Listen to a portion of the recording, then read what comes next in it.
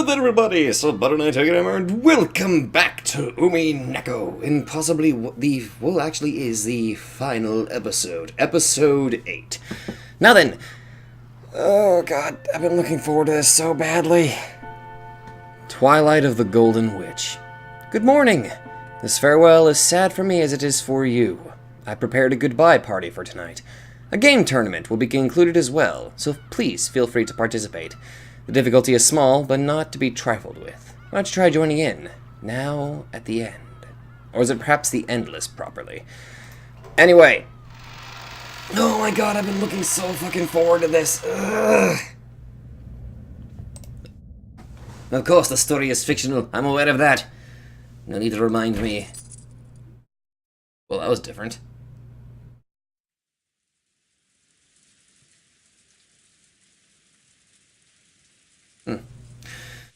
Oh, Umineko, how I fucking missed you.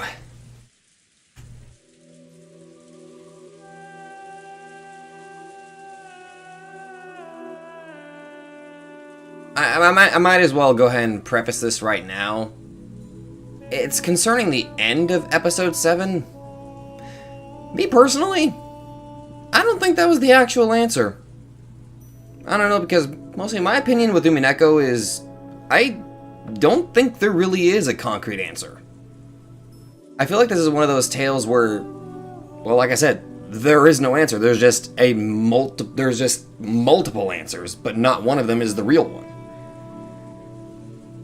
That's what I think. So basically, this technically could be considered an endless tale. Two silhouettes could be seen in the chapel, a big brother and his little sister. The big brother who had never returned from that day 12 years in the past, and the little sister who waited all alone 12 years in the future. However, the big brother knew everything, understood everything, and the little sister knew nothing, understood nothing. So no matter how much time had passed, the little sister remained as the girl she had been 12 years before. She remained a 6-year-old girl forever. Her sobs into her big brother's chest finally subsided. She quietly waited for his next words. After patting her head gently, the big brother fished around inside his shirt pocket. Then, he took that out. いいかい、エンジェ。これを大事に持つんだ。これ、何? Good question. 鍵?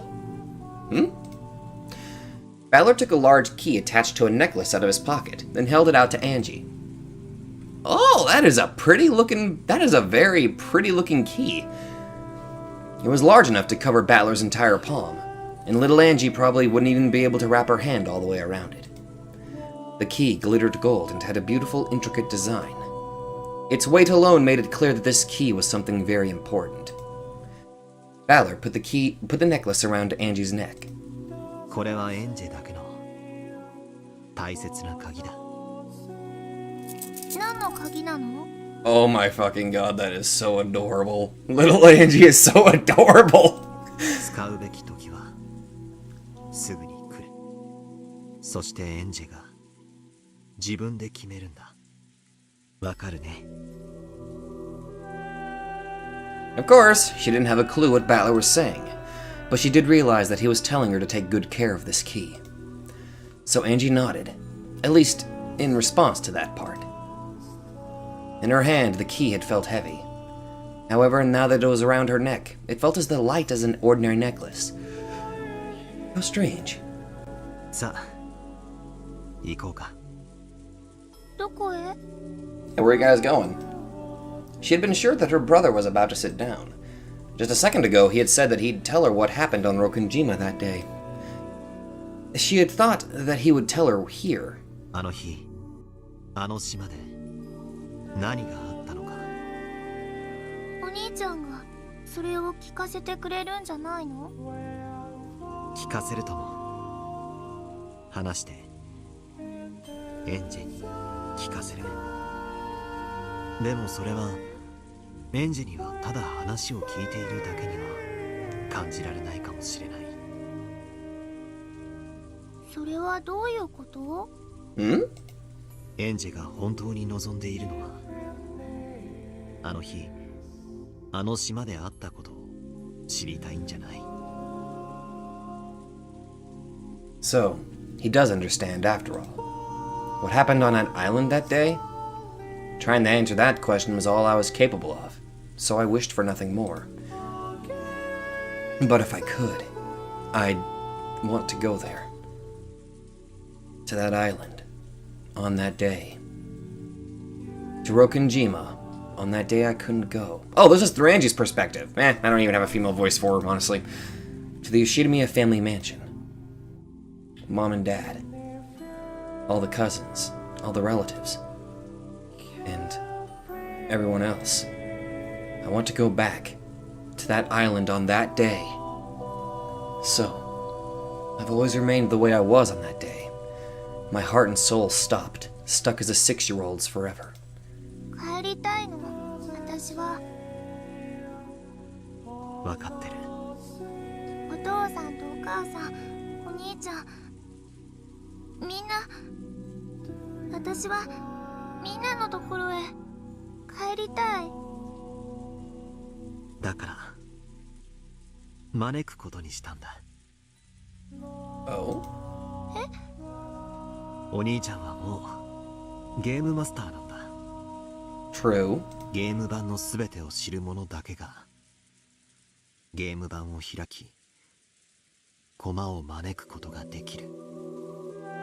だから俺はエンジェをゲーム版へ招待する。私をあの日の六軒島へ連れて行ってくれるの？ああ、エンジェを1986年の六軒島。会えるの？みんなに。もちろん。私もう記憶もおぼろげでみんなの顔はっきりと思い出せないのに。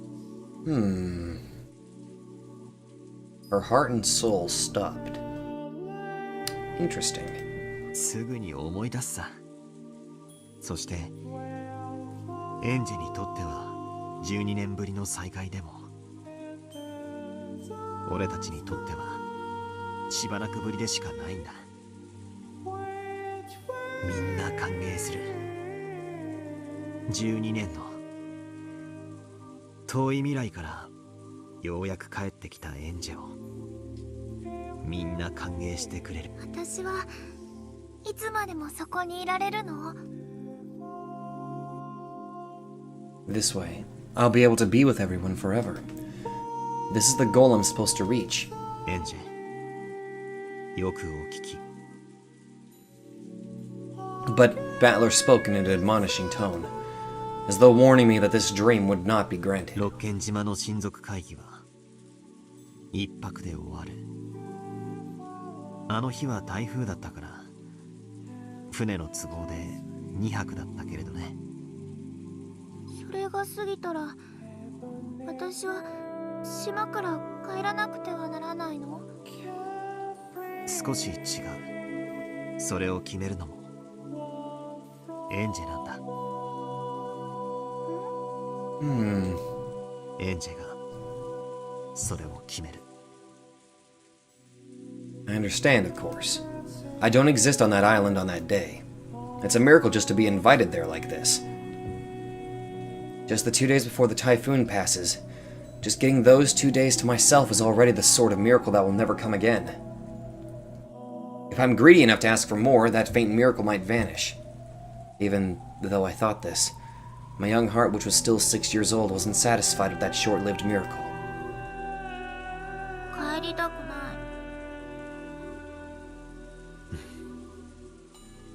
い。わかるよ。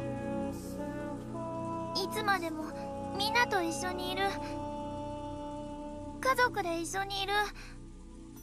お兄ちゃんがもう帰らなくちゃって言っても私は六軒島に残る。残るのが正しいとか帰るのが正しいとかそういうのじゃないんだよエンジェ。それでもそれを私が選ぶの？そうだよ。そのための鍵がそれなんだよ。 Valor touched the glittering key that hung from Angie's neck. 私の答えはもう決まってるよ。今は選ばなくていい。選ぶべき時はすぐに訪れるから。その時のエンジェの素直な心でその鍵をどう使うか選ぶ。お兄ちゃんの言うことなんか何も聞かなくてもいい。エンジェのわがままなように答えを決めても構わない。でももしもエンジェがいい子でお兄ちゃんを信用できるなら。信用できるなら？お兄ちゃんの言うことは全て信じなさい。 Oh boy. すべて信じる。それがエンジェにとって一番いい選択になるから。 That'll lead to the best choice? お兄ちゃんの言葉に耳を傾け、そして全てを信じなさい。できるかい？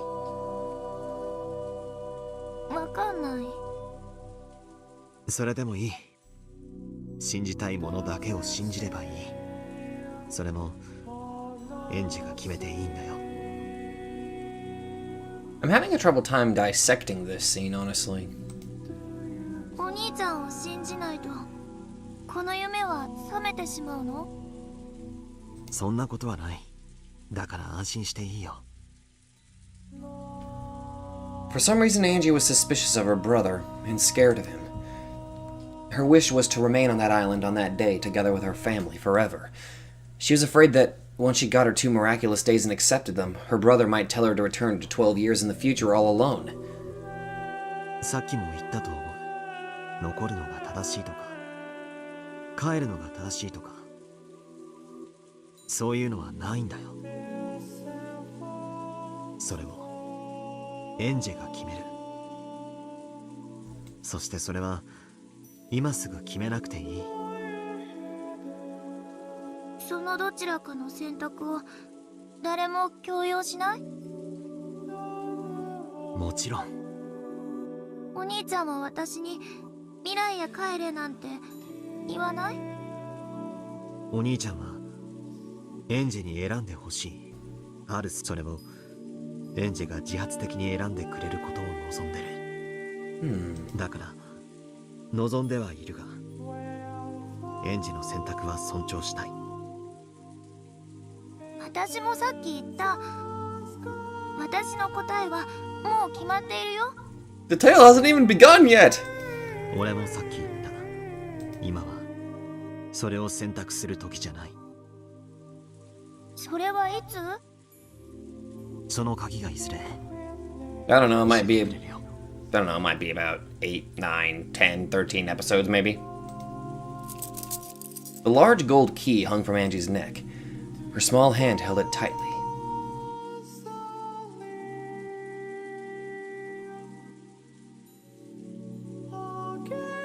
At that moment, she noticed a book lying on the chapel's altar. The book had a lock on it, and was sealed so that it could not be read without a key. Angie looked between the key hanging at her chest and the book on the altar. あの本はこの鍵で開くの？あの本はダメだ。 Whoa. His sudden, forceful response made Angie flinch. Balor, realizing he had scared Angie, softened his expression. さあ行こう。1986年10月4日にエンジェを招待するよ。Balor held out his hand and Angie gripped it tightly. Then they started walking. Oh! Ah! A brilliant light lay beyond the chapel's door. That blinding light peeked in through the cracks around the door. The brother and sister began to walk through to the other side.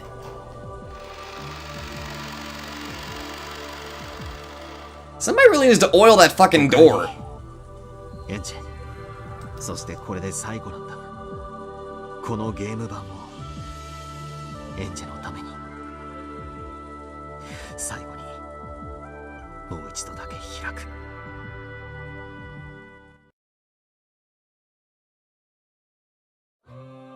Oh, opening!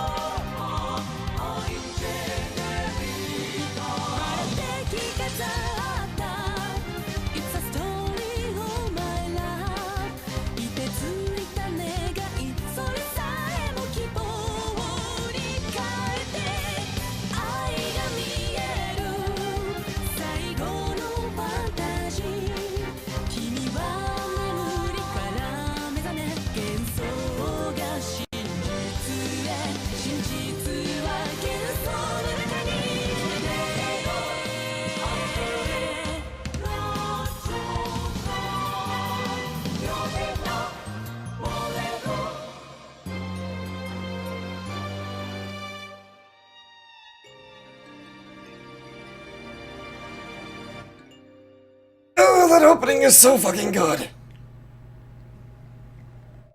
I found out the name of it and I've been listening to it non-stop.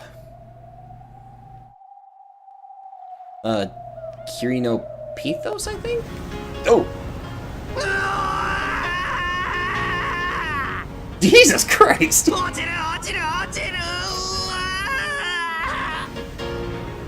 Once again, Captain Kalbada's ferry boat to Rogunjima cut across the sea in perfect form. Yes. The tale of October 4th, 1986 always begins with Battler's screams. But this time, one thing was different. There was another person's yell alongside Battler's. Battler was screaming. The other was... laughing?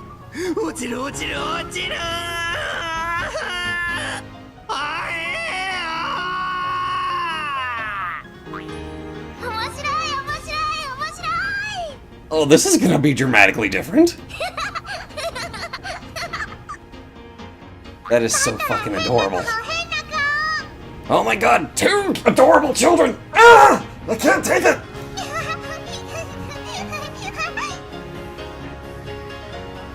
Alongside the big brother who was grasping at the handrail and screaming in a way that no one that age should scream, was the little sister, also grasping the handrail and jumping about it like it was a ride at an amusement park. Georgie and the others just couldn't hold in their laughter at the difference. 6年を経てもバトラ君は本当に賑やかだね。エンジェもマリアも今年はひときわ賑やかだぜ。いとこ5人が全員揃うのってひょっとしてこれが初めて？あれ、そうかな。なるほどね。今年はこれまでになく最高に賑やかってわけだ。ジョージの兄貴、これ早すぎねえか？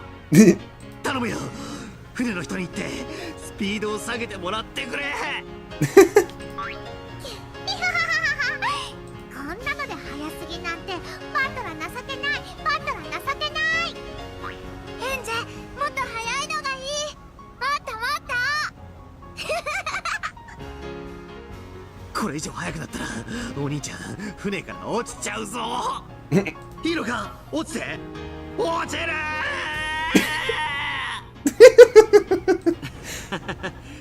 多数決の結果、バトラ君の速度を下げるという提案は却下みてえだぜ。ほらほら、お兄ちゃん落ちちゃうよ、落ちちゃうよ。ね。怖がりのバトラはくすぐりの刑だ。Dude, run! よせやめろ、マリア。エンジェもやめろ。ラーメ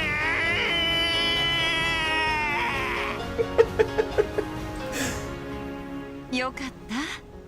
エンジェの体調心配だったんだけど。一人だけ留守番じゃ気の毒だしな。 Hey, Kitty. Hey, Rudolph. 無理にでも連れてきてよかったぜ。直前に大きく体調を崩したって聞いてたけれど。 Hello, Ava. それが今朝になったらケロリよ。子供って本当にすごいわ。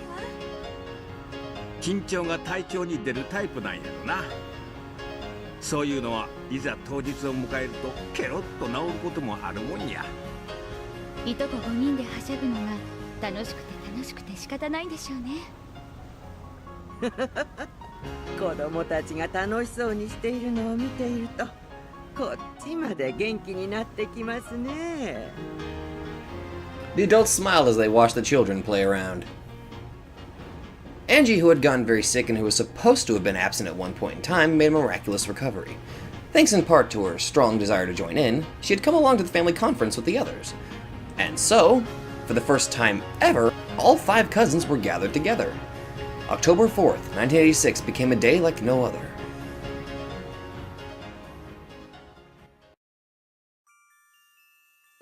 Wonder how everything changes with Angie into the equation. Rather, how the tale will play out.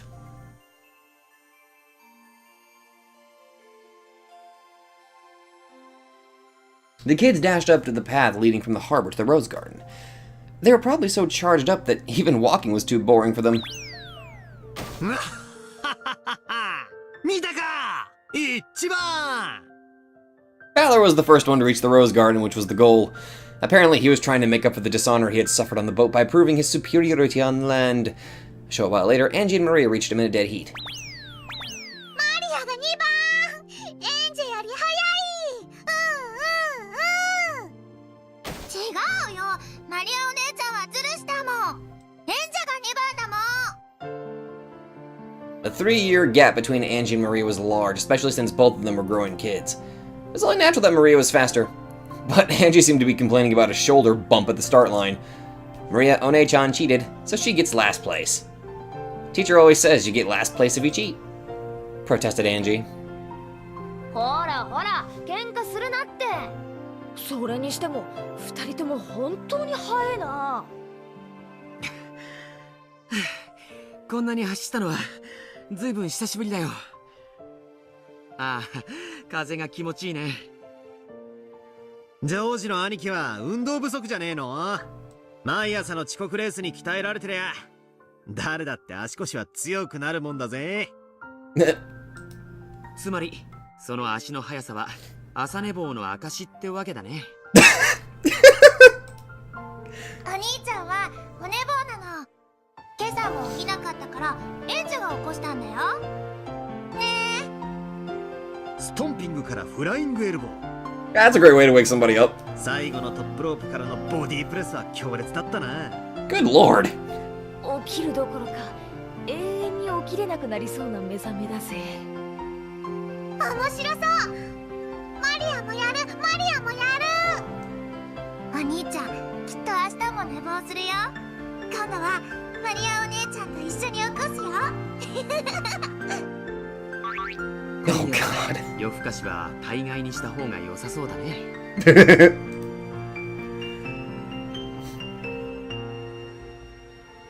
Finally, the adults came into sight. The cousins waved at them, urging them to hurry up. Angie and Maria were so excited that they could hardly wait. Just by having all 5 cousins together, just by adding Angie into the group, look at how energetic this day has become.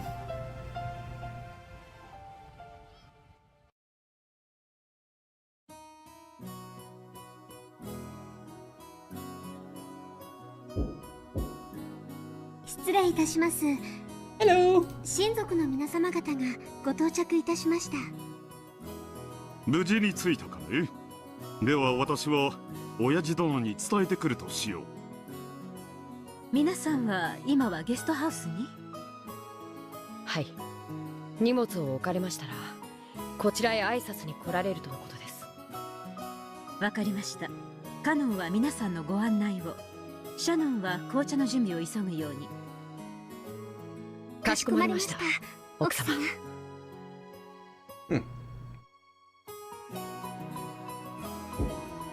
お父さん、クラウスです。そろそろご準備をお願いします。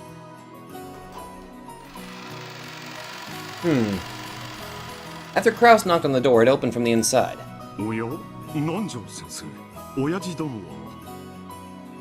ご安心を。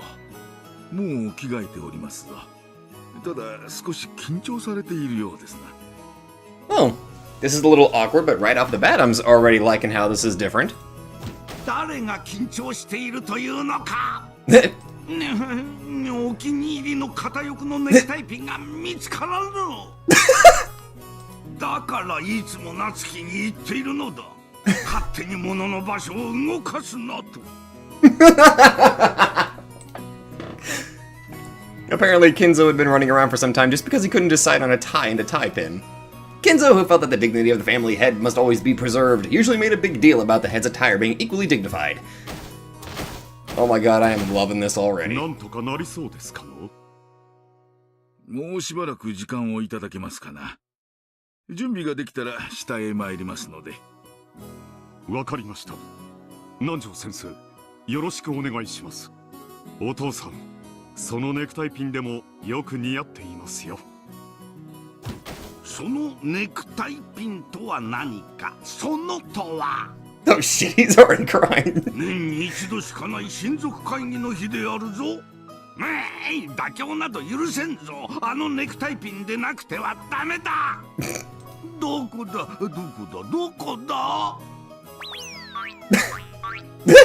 金蔵さん、その引き出しはさっき調べたでしょうが。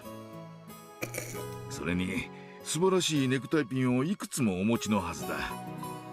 今日というお日柄に合わせてふさわしいものをセレクトするのもおしゃれの見せ所ですぞ。そうであるか。片翼のわしじゃなくてもよいのか。As Kraus watched Nanjo calm Kinzo down, he began to wonder why this doctor wasn't his mother. Well, it was always like this. He always makes a fuss when no one's looking, but when the time comes, he makes his decision with pride. After asking Nanjo to come down by lunch at the latest, Kraus snuck out of the study.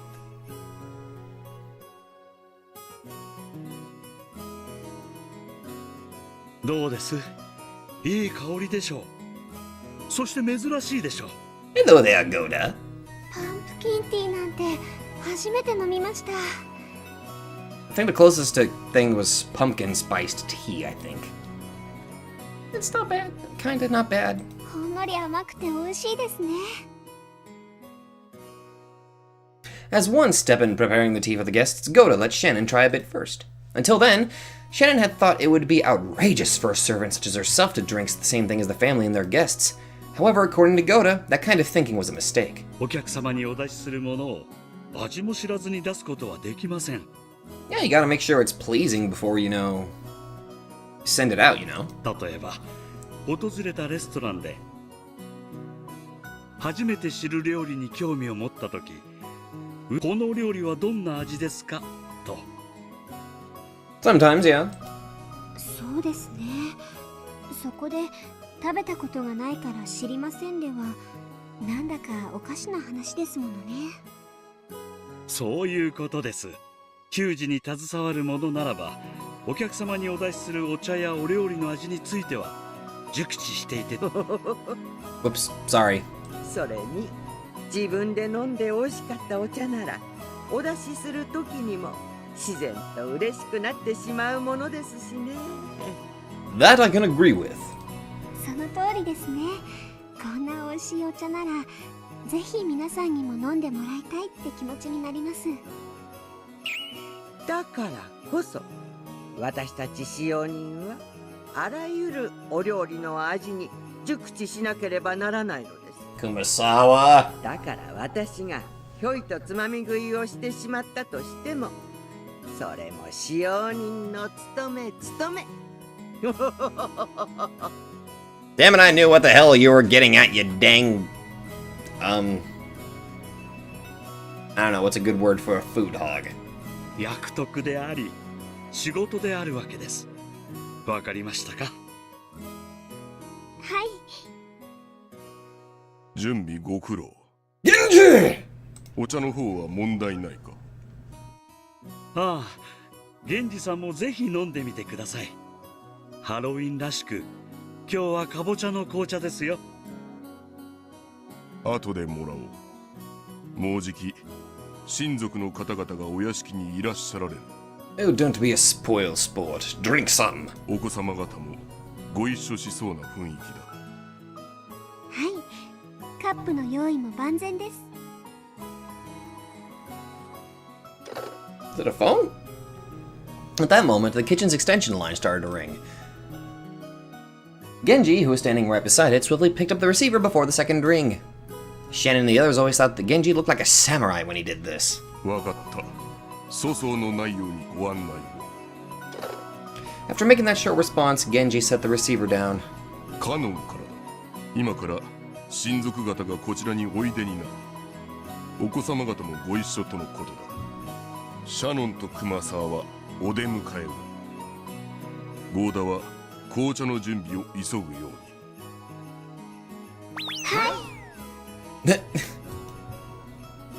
The family conference, the largest event of the year for the servants.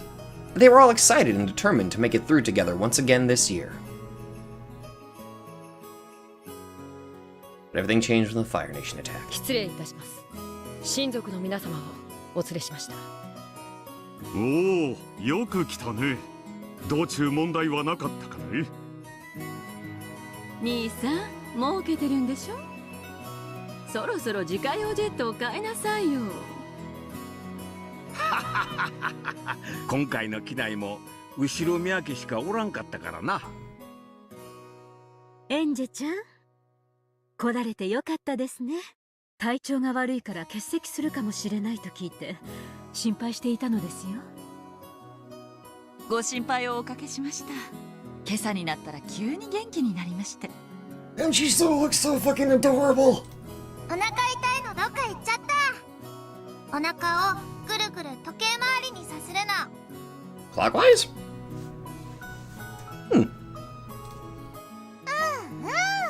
お腹痛いのが治る魔法のおまじないなの。Interesting. こらマリア、少し静かにしなさい。おお、そっちはバトラ君かね。大きくなった。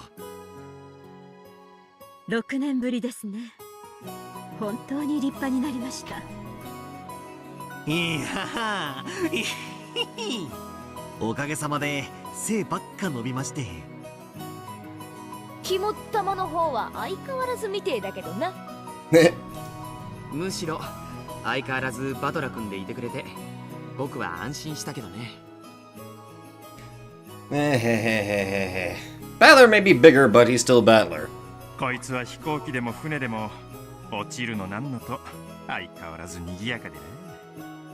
アスムさんの血でしょ。多分あれだぜ。こいつが小さい頃遊園地で激しめなのばっか乗せて回ったからだ。身長制限で乗れないんじゃないの？いやいや、ティーカップとか足こぎボートとかいろいろあるだろ。Oh. そういうのをちょいと激しめに付き合わせたのがまずかったみたいだ。Yeah, you can get pretty sick on ルドルフ those. 兄さんは昔からそういうのをやりすぎるたちだから。それはかわいそうに。バトラ君には同情するよ。でも安心したわ。乗り物嫌いでこそバトラ君って感じだものね。お兄ちゃんは乗り物が嫌いなんじゃないの。落ちるから嫌いなの。落ちる落ちる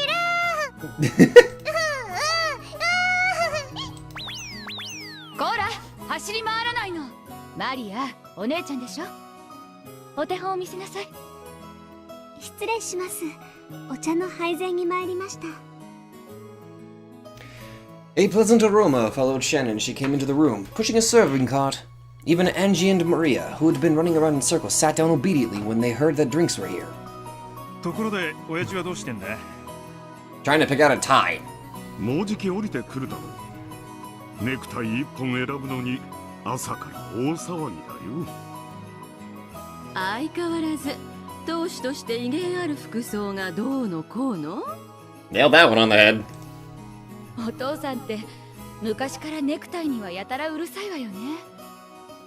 こだわりがあられるのでしょう。おしゃれなのは良いことです。その割に結局いつも同じネクタイで現れるのね。 The family members burst out laughing.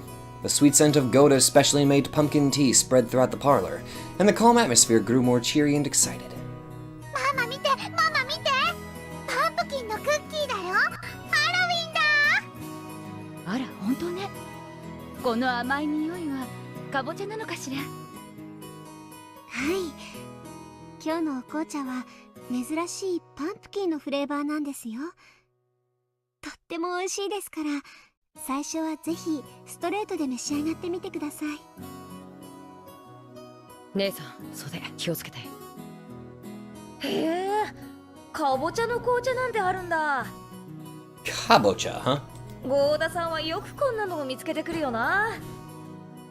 美味しいね。なかなかいいよ。かぼちゃの自然な甘みが感じられるね。 What's a kabocha? かぼちゃを紅茶にね。 Is that what they refer to pumpkins? でもよ、かぼちゃと言ったら天ぷらが一番だよな。 Tempura shrimp? おお、かぼちゃじゃないの、パンプキンなの。パンプキンはかぼちゃじゃないの。パンプキンなの。 Maria seemed to be complaining about the difference of nuance between the Japanese and English words. Oh, so that's what it is. But it looked like Angie thought kabocha and pumpkins were entirely different things. Everyone laughed, but Angie, not knowing why she was being laughed at, cocked her head to one side discontentedly. Just when it looked like she was about to get in a bad mood and start grumbling, Maria started teaching her a cookie game, and Angie immediately became engrossed with that distraction. Then the sound of approaching footsteps drifted in from the hallway. When the relatives realized whose footsteps those must be, they straightened up. Those quick footsteps stopped for a moment just outside the parlor door, as though someone was taking a deep breath and setting up a dramatic pause. Then the door exploded open, just as Kinzo yelled out loud with Genji and Nanjo singing behind him.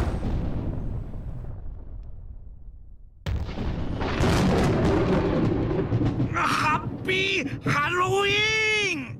And trick or treat!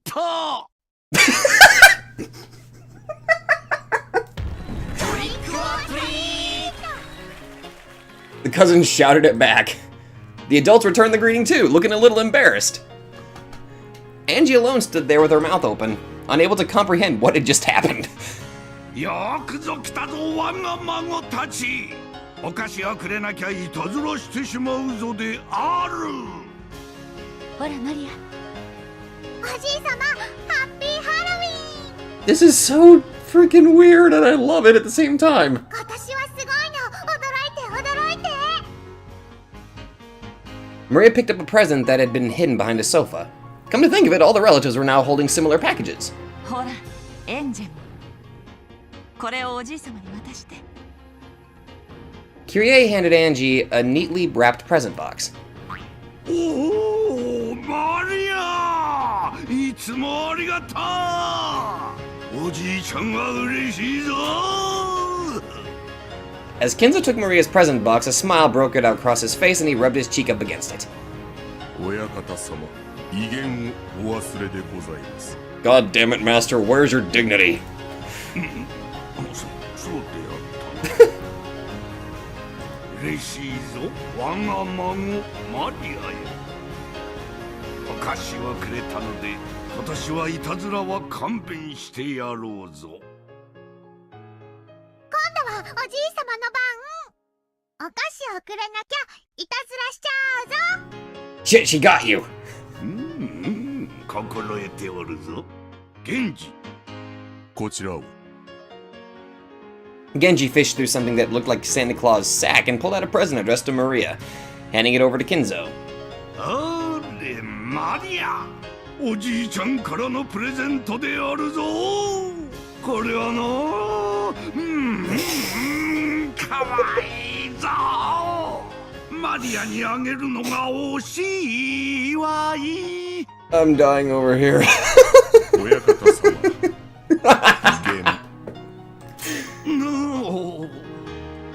これは後ろ宮家当主からのマリア。これはそのかわいい後ろ宮家の貫禄にふさわしい品であるぞ。心して受け取るがよい。ありがとう、おじいさま。大好き。チュチュチュ。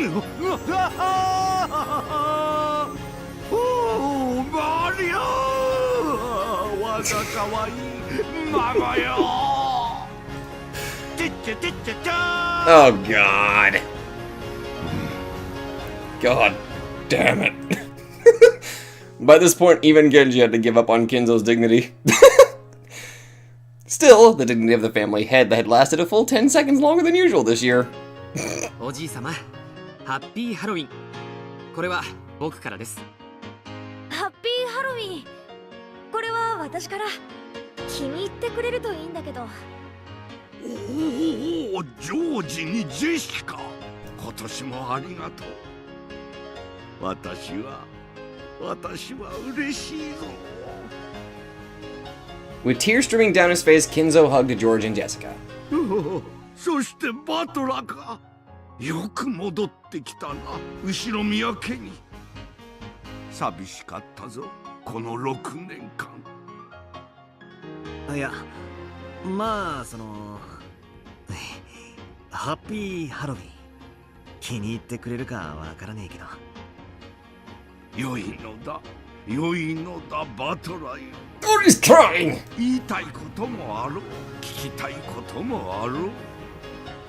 だが今はそれはなしだ。じいさん、よく後ろ宮家に戻ってきてくれたな。私は嬉しいぞ。 Slowly, Kinzo moved forward and hugged Balor. Balor drew back at first, but he then understood Kinzo's feelings and hugged him back. Angie watched the scene play out, shocked. Was Ushidamiya Kinzo always this kind of person? That's a good fucking question! エンジェ、次はお前の番だぞ。ほら、それをおじい様に渡して。あ、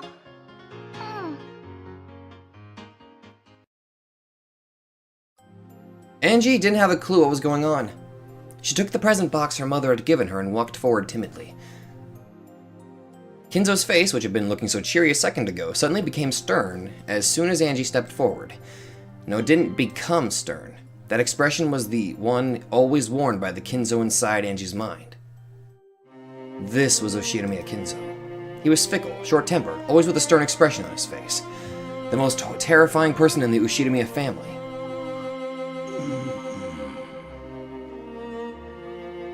It felt as though the world went suddenly quiet, and it only did it when I stepped forward. Why? Why only for me? But even so, isn't this the way it should be? Isn't this the Ushidamiya Kinzo I expect? The Ushidamiya Kinzo I understand? I was like a puppet carrying tea. I walked forward, bewildered, with the present box held out in front of me, and stepped in front of Kinzo. Without letting his expression change in the slightest, Kinzo slowly reached out and touched the present. Aww.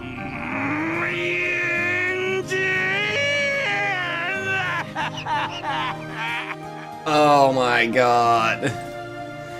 In an instant, Angie was caught in a firm embrace, present and all. Kinzo's white beard rubbed against her cheek. おじいちゃんは嬉しいだ。私はこんなにも可愛らしい孫たちを持てて嬉しい。 My brain is kind of fried at the moment because I'm so used to seeing the other Kinzo, but I'm liking this. But it's such a bewildering. Blah, blah, blah, blah, blah. I had a mild stroke. Kinzo caused me a stroke. 嬉しくて涙が止まらん。止まらん。親方様、鼻水が。 For God's sake, Master, just blow your goddamn nose. ついでに威厳もお忘れなく。 Oh, and your dignity too. 源氏、すまん。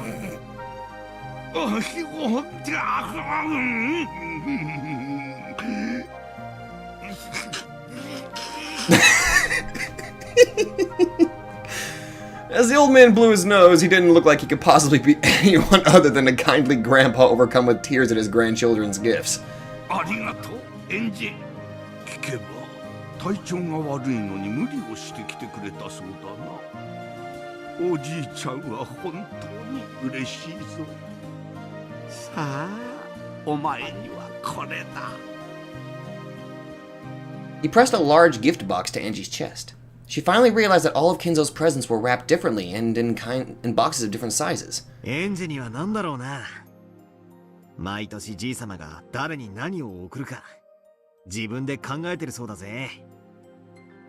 これだけの大人数をよくやるもんだよな。毎年。ねえ。自分で。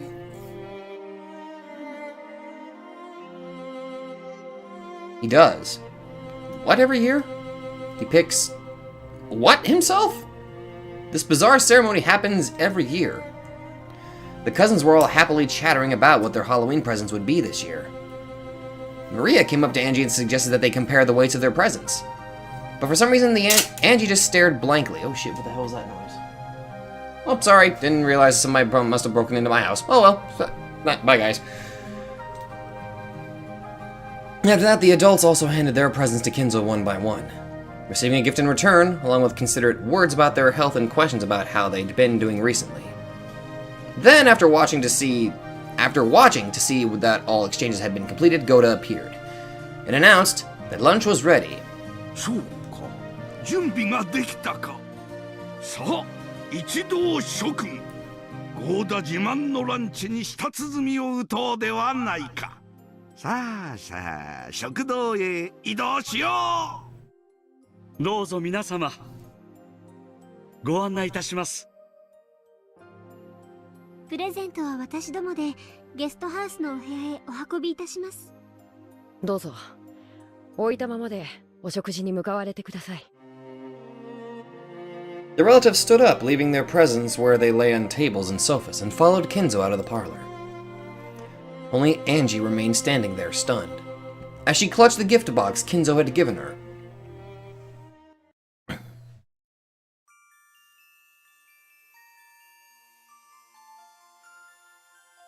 Goda's lunches had never betrayed expectations before. When Hideyoshi said that the lunches were the only reason anyone ever came to these family conferences, everyone laughed and nodded.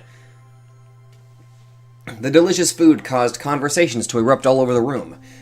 "You've gotten so big. How have you been lately?" "Pretty good." It was a fun meal, with everyone asking each other about the latest and laughing together. The Ishidamiya family sat at meals in a specific ranked seating order, so the adult siblings, the cousins, and the spouses all sat in groups. So conversation sprung up naturally. Angie had withdrawn slightly from the cousins' chat and was looking around the dining hall. What are Kinzo and the adult siblings doing? Their conversation seemed to be peaceful and fun. Most of the time the siblings were mothers or fathers of their own households. However, when they gathered together by themselves in front of Kinzo, that burden was lifted from their shoulders, and they became young and bright as though they had gone back to being kids again. Rudolph, who was usually an easygoing father, but one with a sense of dignity, became so bright and cheery in this group that it almost looked like there was another battler. Even Kinzo looked peaceful and relaxed. He didn't say a word about money or the inheritance. In fact, he didn't even insult his children or call them incompetent. He just looked like a happy old man, genuinely pleased to have his whole family together for the only time this year. The group of spouses was just as harmonious. The mothers kept bringing up problems with education and household matters, as well as family health issues. Hideyoshi and Nanjo happily joined in on their conversation. And what about the cousins? There was no way such a fun meal with such a fun group of friends could fail to be raucous. Maria was in her element, showing off her knowledge of Halloween trivia. Georgie and Jessica would nod in understanding. Balor would say something stupid and Maria would laugh at him. If I wanted, I could easily join in on the conversation. And if my attention was drawn to my dessert, I could easily slip out of the conversation too. It was happiness, both fun and natural. It felt like waking up from a daydream to be greeted by the rays of the springtime sun. 天気予報によると、今夜辺りからだいぶ崩れるらしいな。A typhoon, you could say. 台風らしいからな。こりゃ今年も一泊じゃ済まなさそうだぜ。私は一向に構わんぞ。かわいい孫の顔が何日でも見られるなら、私は毎日雨乞いをしてもよいぞ。よしてよ、仕事があるんだから。お父様が島を出ればいいんじゃない？そうすればもっと好きな時に孫の顔を見られるでしょうに。確かに風情はあるが、離島の暮らしはそろそろ応えるんじゃありませんか？都会はうるさい。I cannot help but agree with you on that. 私の家族だけしかいない静かな島が一番だ。It's an interesting idea, though. 私はここを気に入っている。でも六軒島じゃいざという時お医者様を呼ぶのにも時間がかかるわ。同感よ。もうお父様も年なんだから、せめて新島に引っ越すべきだと思うわ。私はもう老いた。家族だけに囲まれて静かに暮らしたい。そして私は幸せ者だ。それを実現できるこの島があるのだから。お父さん。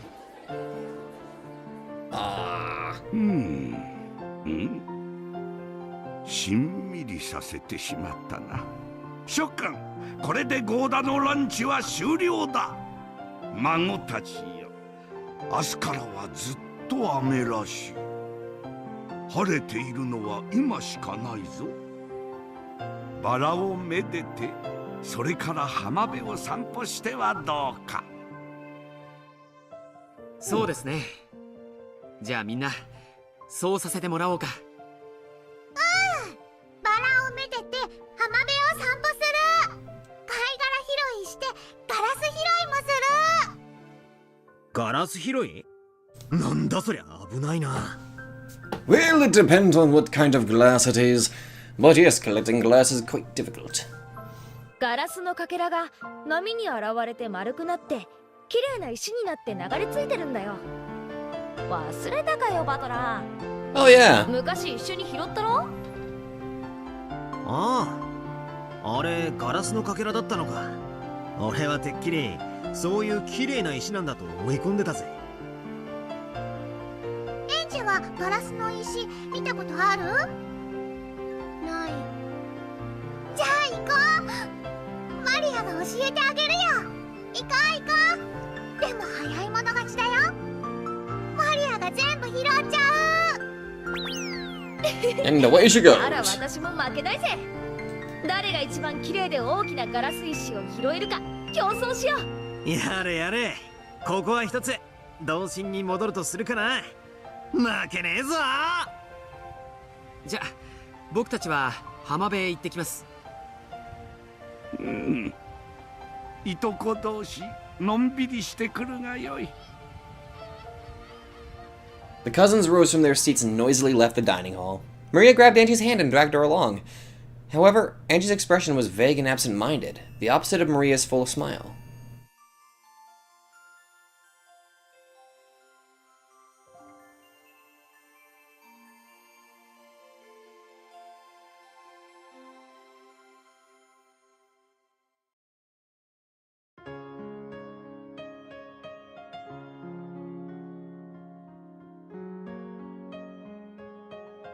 The cousins walked along the beach, playing. They searched for bits of glass, polished by the waves to become small and gem-like. They caught up on news of each other's lives and joked around. They wrote words in the sand, they chased the receding waves and ran away from the coming ones. The cousins enjoyed this time they had to themselves. 待て待てマリア、今度は許さねえぞ。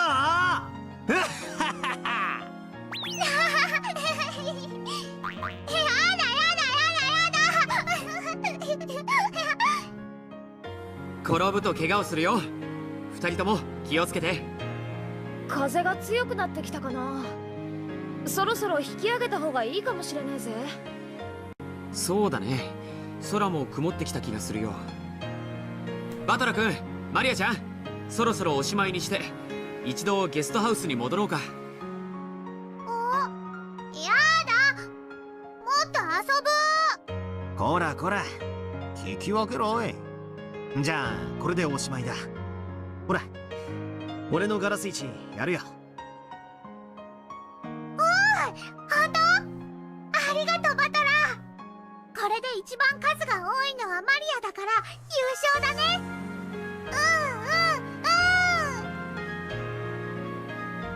エンジェ、大丈夫か？どうしたエンジェ、少し元気ないぞ。疲れたんだよ。さあ、みんなで戻ろう。True.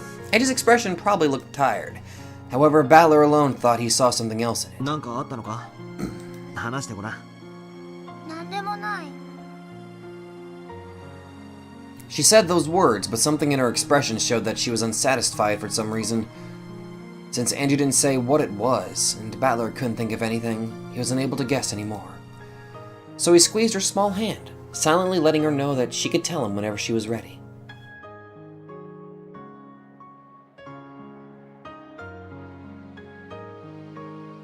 Even though it had seemed such a bright sunny day until a short while ago, the sky turned gray and the wind started to feel more annoying than pleasant. If they waited around, they might have to deal with scattered raindrops as well. これであとはずーっと大雨ってわけか。なんだかげんなりするぜ。でも短い時間だったけど童心に戻れて楽しかったよ。このガラス石、早くママに見せてあげるの。マリアが優勝したってママに教えるの。にひひ、俺が見つけたやつを譲ったんだけどな。マリアがもらったからマリアのものなの。だからマリアが優勝なの。Angie walked distractedly, pulled along by her brother. George and the others thought that she probably had woken up too early and was tired, so they didn't try to talk to her much. As they reached the end of the forest path, the rose garden lay before them.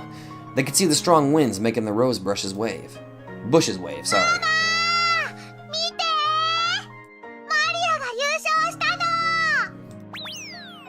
Maria ran forward, waving her hands about and yelling. It looked as though Rosa was waving to them from in front of the guest house. 私は一度自分の部屋に戻るぜ。そしたらすぐいとこ部屋に行くよ。うん、わかったよ。じゃあ、後ほどね。Jessica ran off in the direction of the mansion. George turned around, as though suggesting that they had better get going too. However, when he saw Angie standing still with a crabby look on her face, he realized that she might have been put into a bad mood by something. 大丈夫かい？ああ、大丈夫だよ。悪いけど、先に行っててくれねえかな。うん、わかったよ。じゃあ、後で。George headed for the guest house. The only ones left in the rose garden were Battler, who was waving at George, and Angie, who was still staring at the ground and holding Battler's hand. For the past few minutes, he had repeatedly asked Angie what was wrong. He realized that this wasn't anything like a stomachache or something obvious that had put her into a bad mood. However, young girls sometimes get upset for reasons that only they can understand. Battler knew this, so he didn't rush her in any way, and continued to gaze around the beautiful rose garden, holding her hand. お兄ちゃん。 Is her piece aware that a lot of this is dramatically different? どうした？どこ？ここ。 She asked the question as though she was talking about something on the other side of the silver screen. Although Battler understood what that question meant, he played dumb.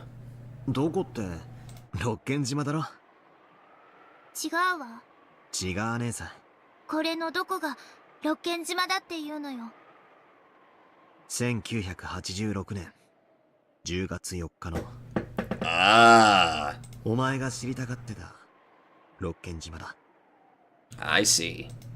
嘘よ。どうして？こんなの嘘っぱちだわ。I like it though. Angie wrenched her hand from her brother's grip. That hand hit a rose and sent flower petals flying. 俺は嘘なんかつかねこれのどこが真実だっていうの？ Angie spat those words out. However, Balor's expression remained calm and composed. 何が気に入らない？後宮金蔵ってあんな人のわけないでしょ。孫たちとしばらくぶりに再会したならどこのじいさんだって目尻を下げるだろうぜ。少なくとも後宮金蔵はそういう人じゃなかったでしょ。後宮金蔵ってのは厳格で気難しく短気で怒りっぽい。分かってるじゃない。何よあれ。あれのどこが後宮金蔵なのよ。ハロウィン？プレゼント交換？何よそれ。こんなの後宮金蔵じゃない。露見島じゃない。 Well, Angie, how I see it, what I'm witnessing right now is one of the myriad of truths concerning this tale. Because I honestly believe that there is no definitive answer, we can basically say how it we can basically deter or think about what happened, what didn't happen. And it could be possible that what you're witnessing is a possibility of what actually happened. That's how I see it. At least, well, at least that's the answer that I think I've come to. 何がよ。こんなのはいつも恒例だったじゃねえか。これ？これが？そうだよな。お前が親族会議に来たのは6歳より前なんだもんな。なら覚えてなくても無理はない。覚えてなくてもって。Angie understood what her brother was trying to say. However, she couldn't accept it. 後宮金蔵は確かに厳しい人だったさ。若かった時は相当きつく息子たちに当たっていたらしい。それが半ばトラウマになってクソ親父たちが未だじい様のことをおっかながっていることはまあ確かに外れじゃない。The grand tale of how Kinzo had restored the Yoshimiya family was more than enough to paint him as a rigid, terrifying man. Furthermore, Kinzo was an investor. All the legends and tales that made him seem more mysterious and probably worked in his... Oh, sorry. The more mysterious had probably worked in his business's favor. I don't know how to English. At times, Kinzo may have even acted out this part people expected, endeavoring to make his presence all the more overpowering. That's why the world at large spoke of Ishidamiya Kinzo as a strict, short-tempered man, and they even thought of him as a fickle, bold, incomprehensible eccentric. でもそれはじい様の外の顔だ。後ろ宮家で親類一同水入らずで過ごす時の顔じゃない。目尻を下げて孫たちを溺愛する涙腺の緩んだ老人が後宮金蔵の本当の姿だっていうの？エンジェだって遊んでもらったり頭を撫でてもらったりしたことがあるはずだ。本当に覚えてないのか？ Things like that might have happened once or twice, but that must have been a mere whim of Kinzo's. My parents told me all the time, grandfather is a terrifying person, so make sure you don't mess up.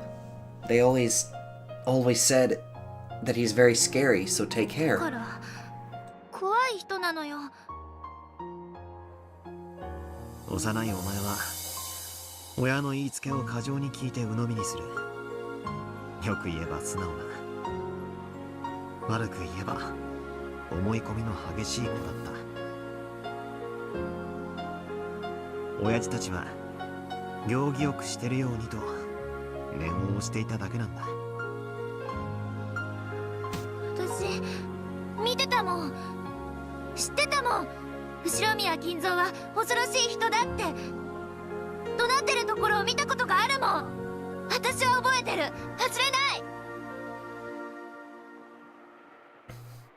さっきも見た通り、じいさまは唐突なお人だ。ひょっとすると何かを驚かそうとしたのかもしれない。あるいは親たちとの真剣な議論の中でつい怒鳴ってしまったこともあったかもしれない。それを私が勝手に怯えて、勝手にそうだと思い込んだっていうの？そんなはずないわ。そんなはずない。だって私は覚えてるもの忘れない。ちゃんと見たわ。後ろ宮金蔵が怒鳴ってる恐ろしいところを。父さんも母さんも怯えていたわ。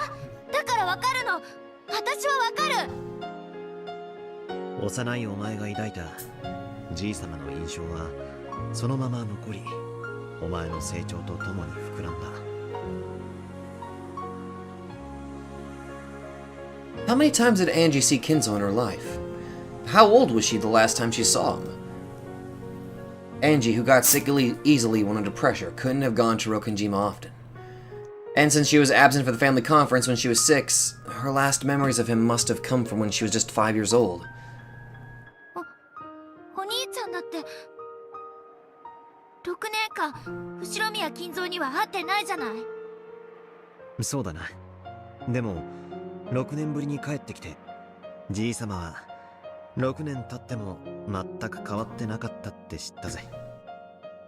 金蔵は気まぐれで何を考えてるかわからなくて、不気味なオカルト趣味の鬼人で。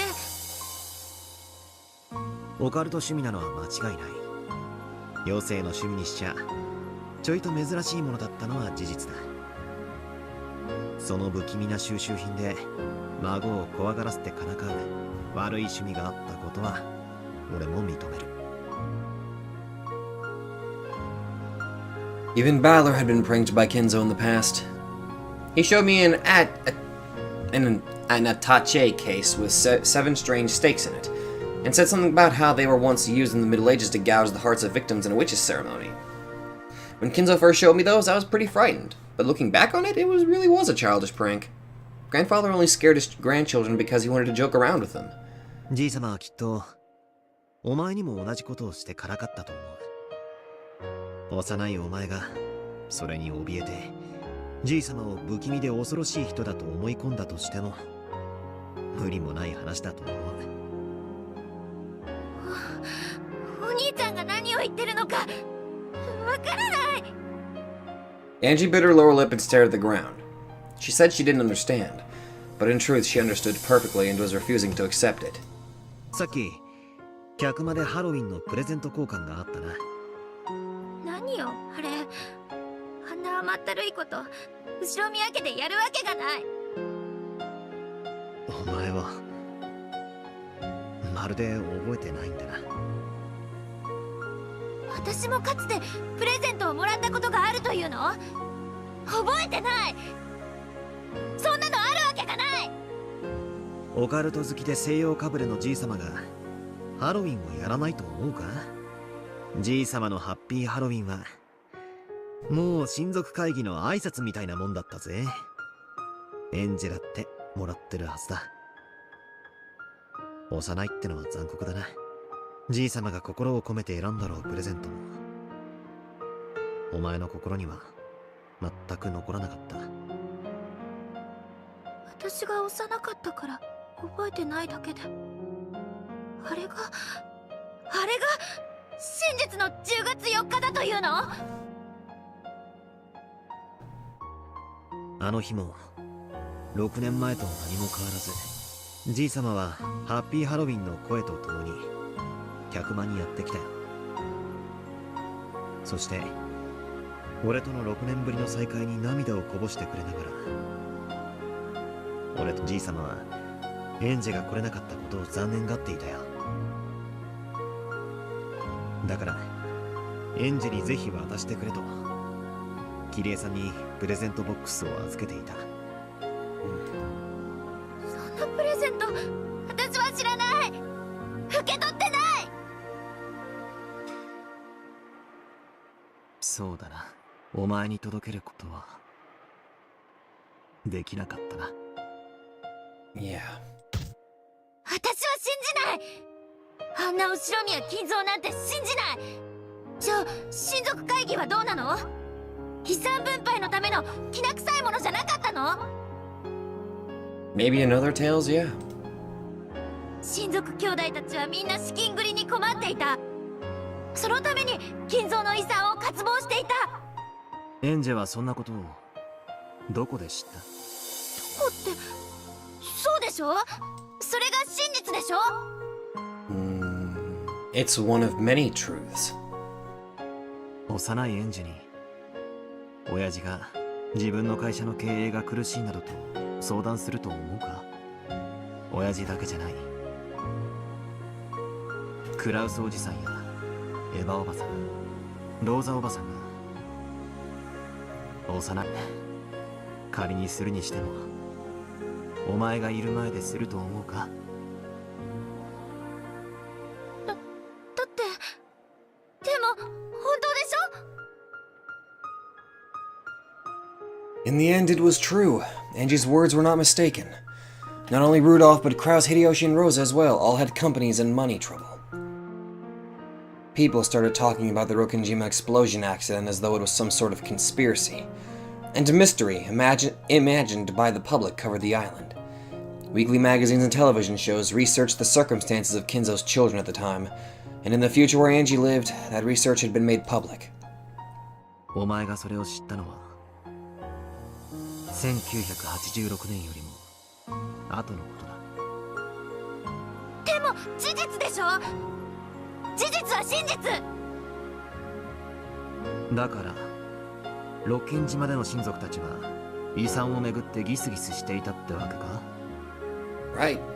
You don't know that for certain. そこにエンジェの幼い頃の親族会議では粗相がないように行儀よくしているようにと親に重ねて言われて緊張した記憶が重なる。私の知っている六軒島が後ろ宮家が間違ってるっていうの？間違ってるのはお兄ちゃんよ。あんなのありえない。あるわけがない。私は認めないわ。あんな後ろ宮金蔵断じてあんな後ろ宮金蔵を受け入れることなんてできない。エンジェは信じないのか？ええ、信じない。お兄ちゃんがどういうつもりでこんなものを見せているのかわからないけれど、だってこれはお兄ちゃんのゲーム、いえゲーム版じゃない。ベアトだのベルンだの何人もの魔女が私の運命を嘲笑い、そのゲームで屈服させようとしてきたわ。でも私は真実を求めている。魔女たちのまやかしなんか通用しない。なるほどね、魔女たちめ。最後の資格にお兄ちゃんを送り込んできたってわけだわ。そうだな。これは俺のゲームだ。だから確かにこれは俺の物語であり、だからこそもしもお前が島に来ることができたならというイフを混ぜることができる。 Right. ほら、お兄ちゃんの物語じゃない。全部お兄ちゃんの嘘っぱちの作り話じゃない。 Angie, pieces can't act out of turn. そうだな。これは全て俺の作り話だ。Yeah. ほら、認めたわね。認めたじゃない。やっぱりこれはお兄ちゃんの嘘なのよ。どうして嘘をつくの？どうして私に真実を教えてくれないの？真実よりもっと大切な、どうしても伝えたいことがあるからだ。真実より大切なこと？何それ？わけわかんない。 Hey, you're a little child. Do not say hell. Oh, wait. You're a 18-year-old and a 6-year-old, but that is so fucking weird. それを分からせるためのものが俺のゲームだ。 Just as Beato's games are made to make a battler believe in witches, Battler's game was made to help Angie understand something that was more important than the truth. Games never bring about their intended ends by force. After all, Beato's game could never be won for all eternity, unless Battler acknowledges witches on his own. Battler's game was the same. Battler couldn't win in this game unless Angie acknowledged it herself. So Battler had advanced this game just as Beato had done in the past. To believe or not. To accept or not. The decision lay solely in the hands of the opponent. And so, Battler was trying to enshroud Angie with his own illusion. ようやく理解したわ。これは私とお兄ちゃんのゲームなのね。Interesting though. エンジェ、俺はお前とゲームをしているつもりはない。いいえ、これはゲームだわ。私は1986年10月4日の真実が知りたいと願った。そしてお兄ちゃんは私にそれを見せると言ってこのゲームへ招いたわ。そしておかしな幻想を見せてそれが真実だと私に信じ込ませようとしている。おあいにくね。私魔女たちとのやりとりは慣れてるの。お兄ちゃんが優しそうな顔をして私を騙そうとしてることなんて百も承知なんだから。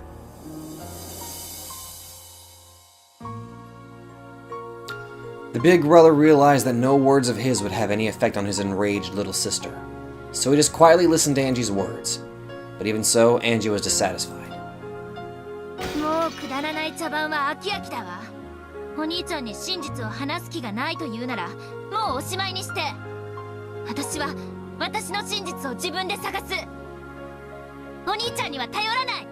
そうよ、もともと頼るべき人間なんて私にはいなかったじゃない。私はいつだって一人ぼっちだったわよ。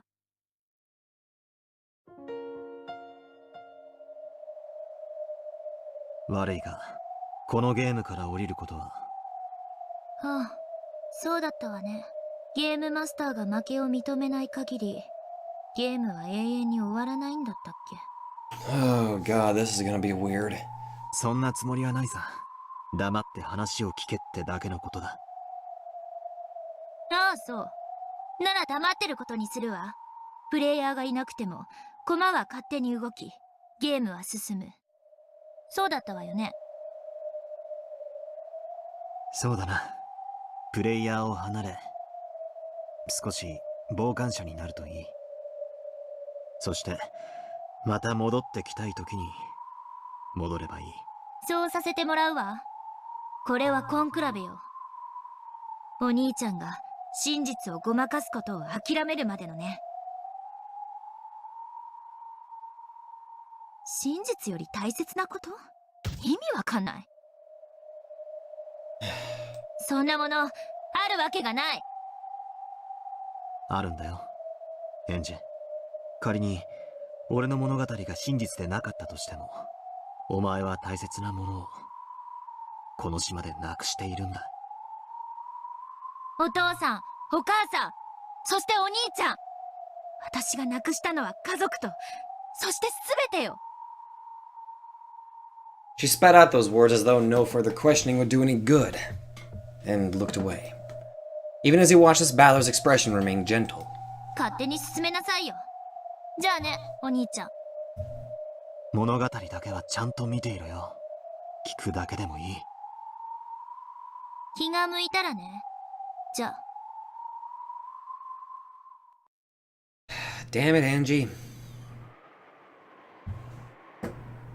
Angie's eyes clouded. Then a particularly strong gust of wind blew by, sending her hair flying. The wind must have been carrying some dust with it. Angie's nose twitched and she sneezed loudly.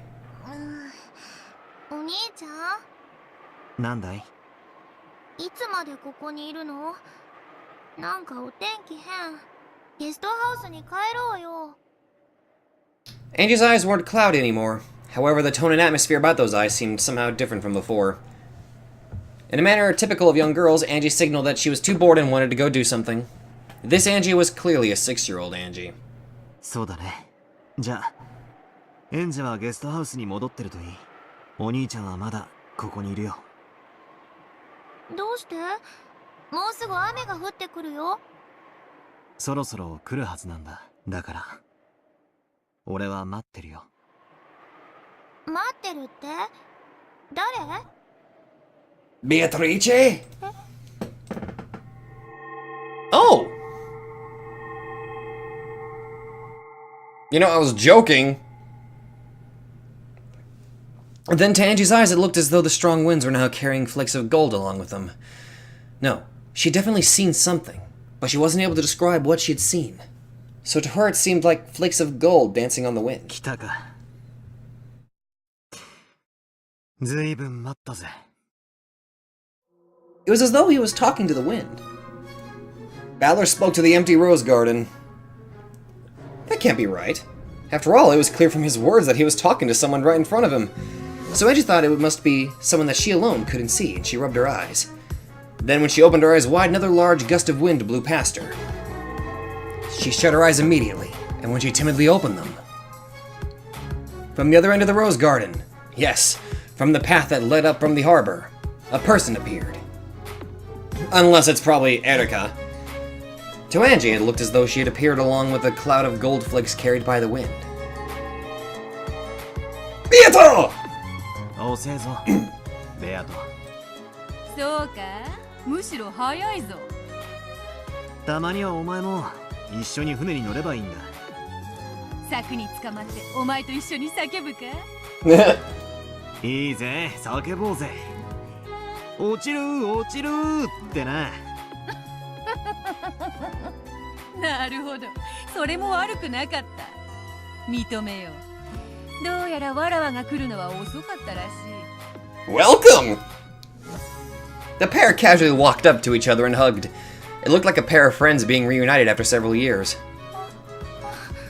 Angie, surprised by this unfamiliar woman, looked for somewhere to hide. However, her eyes met Beato's and she was unable to escape. おお、そなたはエンジェか。Hello! She was shocked to hear this unfamiliar woman suddenly use her name. こやつも6歳の頃はなかなかに可愛かったではないか。お兄ちゃん、この人誰？お兄ちゃんの友人だ。友人？それはあんまりだろうが。お兄ちゃんの友達？こいつはベアトリーチェ。 I believe she's more than that. おじいちゃんから聞いたことないか。後ろ宮家に黄金を授けてくれた黄金の魔女の話を。 Haven't I heard that before? The Golden Witch. Now I remember. That was the scary witch who would snatch you away off into the forest if you didn't listen to your parents or stayed up too late on Rokenjima. 雨の夜、真っ暗な森を窓から眺めてると、魔女と目が合ってさらわれてしまうかもしれないってお母さんに言われた。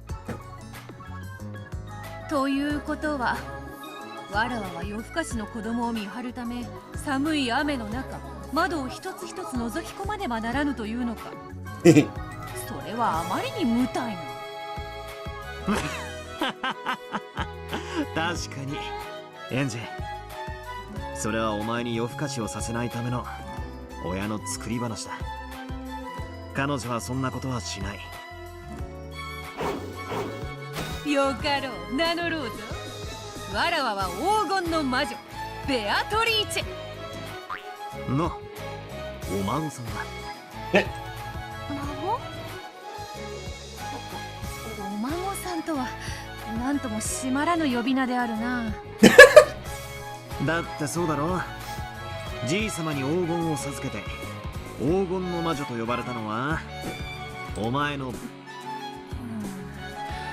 確かにそうではあるわ。Yes. 黄金の魔女の孫か。そのキャッチコピー、もう少しマシなものにはならぬのか？ Successor of the Golden Witch? この人、魔女なの？ Yes. ああ、そうだよ。今日の親族会議に招かれたお客さんだ。怖い魔女じゃないの？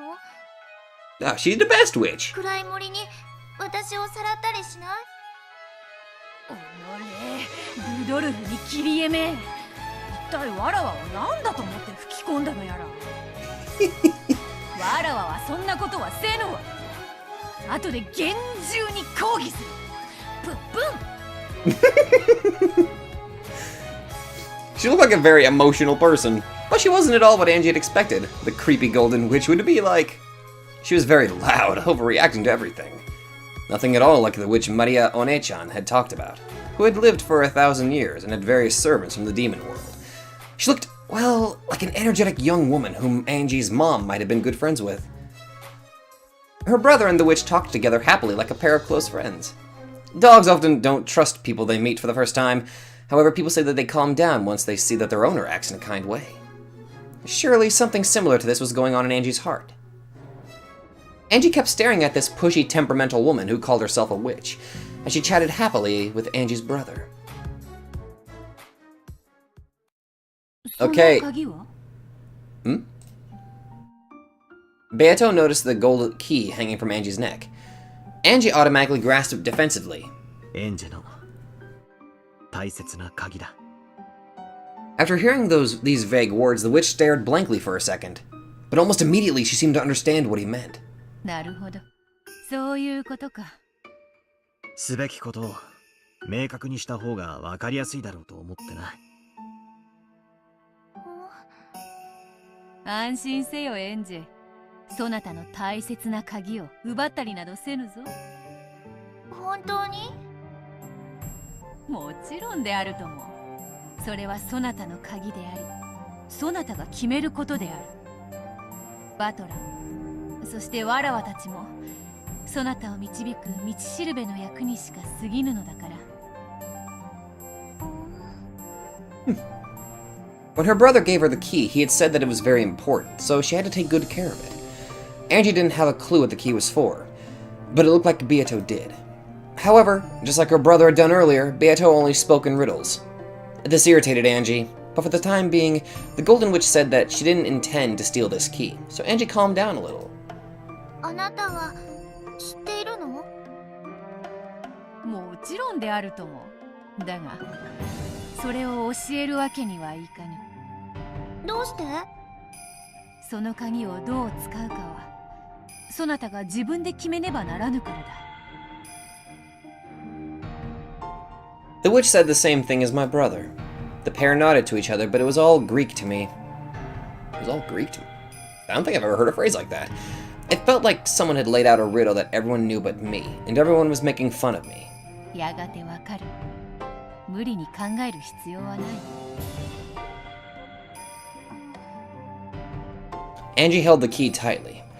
Even if she didn't understand what it meant, it was her own key and her big brother had told her to take good care of it. With her youthful suspicions, she was scared that the witch might ask her to hand it over, saying that she'd teach her how to use it if she did. Of course, her thoughts showed up clearly on her face. The witch couldn't help but laugh at that honest expression. 安心せよ。そなたのその鍵は誰にも奪うことはできぬのだ。誰にも奪えない？そういう魔法が込められているとでも理解せよ。とにかく安心するがよい。わらわもバトラも、そして島の誰もそなたから鍵を奪うようなことはせぬ。本当に？ああ、本当だよ。そういう魔法がかかってるんだ。The key was hanging around her neck like an ordinary necklace. Angie could take it off right now if she wanted, and if an adult tried to use force, it seemed like it would be easy for them to take it away. However, both her brother and the witch said that it was protected by a magic that would stop anyone from stealing it. 魔法なんて本当にあるの？ Yes. It does. Even the 6-year-old Angie knew about the word magic. However, she also realized that real magic didn't exist, and that certain kinds of magic tricks were sometimes called magic. However, her brother and the witch were talking about magic itself. ああ、魔法は存在する。本当に？マリアもよくわらわのことを話しているであろう。魔女はいると。魔法は存在するとそなたによく語ったはずだぞ。 True, Maria had talked about that many times. When it was part of a game, Angie had believed her more or less. However, Angie was in some ways sharp for her age. When she heard Maria talking happily about magic, she sometimes thought that such a thing couldn't really exist. なら見せて。見せて魔法。じゃなきゃ信じない。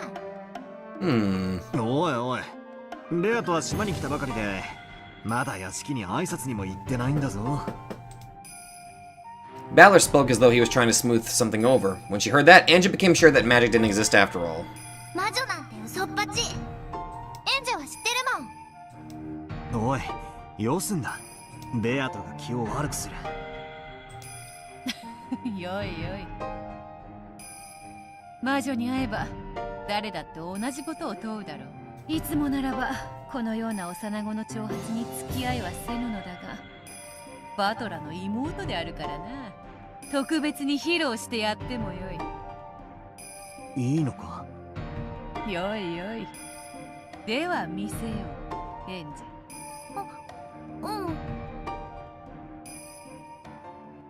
Alright. Though Angie had challenged the witch to show her if she could, now that she was about to be shown, she looked a bit hesitant. She gulped, then stared up at the witch's face. The witch held out her left hand, bringing it close to Angie's face. Then she slowly spread her fingers. Angie, thinking that she was about to be turned into a frog, shrank back. However, after waiting a while and grinding her teeth, she realized that nothing was happening. So the part of her that had been scared began to get angry. 何も起こらないよ。早とちりするでない。まだ魔法を使ってはおらぬぞ。ほれ、わらわの手のひらをよーく見るがよい。種も仕掛けもないな。 Oh, so that's what she was doing. Now that she finally understood, Angie took to both sides of the witch's hand. 何もないよ。よく見ておれ。こうして握る。そして人差し指を立てる。 Oh, this is neat. She stretched out her index finger and held it right in front of Angie's eyes. Angie, thinking that she'd lose the game if she took a step back, stood her ground and concentrated on the fingertip. 人差し指の先をよーく見ておれ。行くぞ。早いぞ。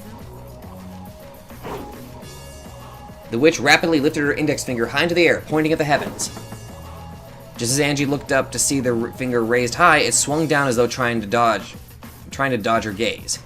In that manner, up, down, left, right, then left again. Angie, feeling as though she'd lose if she couldn't keep up with the fingertips, swung her face this way and that, looking serious. Since she was very young, Angie had always hated to lose. She would take even the most trivial game seriously, determined not to lose to the adults. The witch's hand moved faster and faster. Angie didn't lose track of it. Then, after the high pointing finger was swung down all of a sudden, the index finger curled up again, and the hand was held in a simple fist. Could it be that something was going to come out of that hand? Angie, suspecting that this might happen, had followed the finger very closely. There had been no chance for that once empty hand to grab something. よいか。手を開くぞ。 The witch slowly opened her right fist, and there... どうしてお兄ちゃん。 The witch gave the cutely wrapped candy to Angie as a present. Angie took it and desperately searched for some kind of trick on it, but it was just an everyday, ordinary candy. どうして手品でしょお兄ちゃん。お兄ちゃん。 It was magic. いや、魔法だよ。エンジェもずっと見てただろ。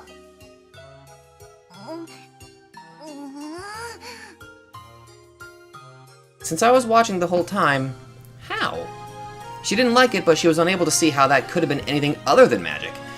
As the little sister furrowed her brow and bit her lower lip, her brother gently told her that it was magic one more time. そろそろ屋敷へ挨拶に行く。バトラも付き合うがよい。わらは一人では窒息してしまうわ。そうか。じゃあ、お供させてもらうかな。エンジェはどうする？ゲストハウスに戻ってるか？お兄ちゃんと一緒がいい。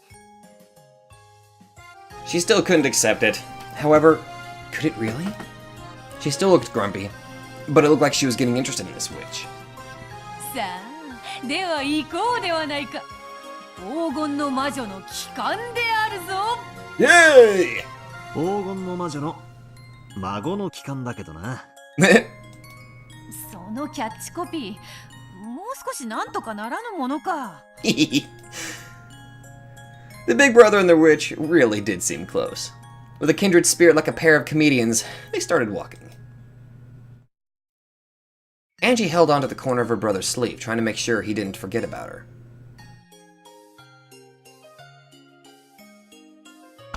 Oh, my heart! Oh my god, Umineko, how I fucking missed you.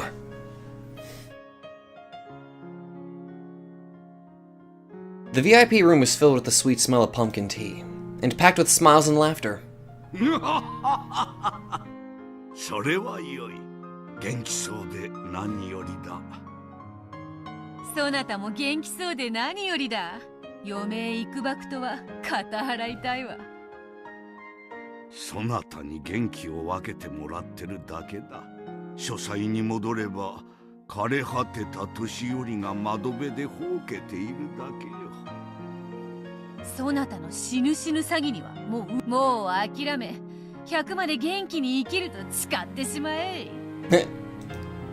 俺もじい様には6年ぶりに会ったけど全然変わってねえんで驚いたもんな。バトラめ、この6年で世辞まで学んだか。残念だがそれは節穴というものよ。しっかりかっきり老いぼれておるわ。Indeed. 金蔵が100歳になってピンピンしているのに1000円かけるぞ。ああ、俺も100歳になってもじい様は今と変わらないさ。これ以上褒めても何も出ぬというのに。Kinzo laughed cheerfully. Beato, who sat next to Balor, was also laughing merrily. Angie stood all alone by the window, staring at the others and trying to figure out what sort of relationship the witch of the portrait and her grandfather had. There was a knock on the door. 源氏か。入るがよい。失礼いたします。クラウス様と夏日様がお越しでございます。お父さん。おお、バトラ君も一緒かね。ご無沙汰しております、ベアトリーチェさん。おかわりはありませんか？相変わらずであるわ。さあ座れ座れ。エンジェもどうしてそんな窓際にいるというのか。こっちへ来て座るがいい。エンジェ、こっちにおいで。ここで見てるからいい。Angie grasped the candy she had gotten from Beato tightly, and with a still wary gaze she continued to stare. Angie offered her a chair, but Angie just shook her head. 好きにさせてやりなさい。さあ、クラウスも夏日もそこに座るがいい。何か重要な話でも？俺とエンジェは席を外した方がいいかな。おいおい、そなたが帰ったらわらわは誰に相槌を打たせればいいというのだ。金蔵、バトラがいても構わぬであろう。隠す話でもない。構わぬ。However, he had called Kraus and Nazi to the VIP room to meet Beatrice, the Golden Witch. It was hard to imagine that Kinzo wanted to have a casual conversation. After Kinzo said he didn't mind, Beato also asked Balor to stay, so he decided to do so. In order to avoid getting in the way of their conversation, Balor stood up from the sofa and walked over to Angie's window. When the big brother finally came back to Angie, she clung to his waist as though determined not to let him go away again. ああ、なるほど。どうしてわらわがエンジェに嫌われているか。どうしてだ？エンジェは別にお前のことを嫌ってなんかないだろ。I think she's jealous. これだからバトラは女心がわからぬのだ。Beato smiled at Angie, but the latter turned to look the other way. 女は幼くとも女であるな。When Beato stopped laughing, the conversation switched gears. Why on earth did Kinzo summon Kraus and Nazi to the VIP room, and what was he going to talk about? Everyone fell automatically silent. 黄金の魔女ベアトリーチェよ。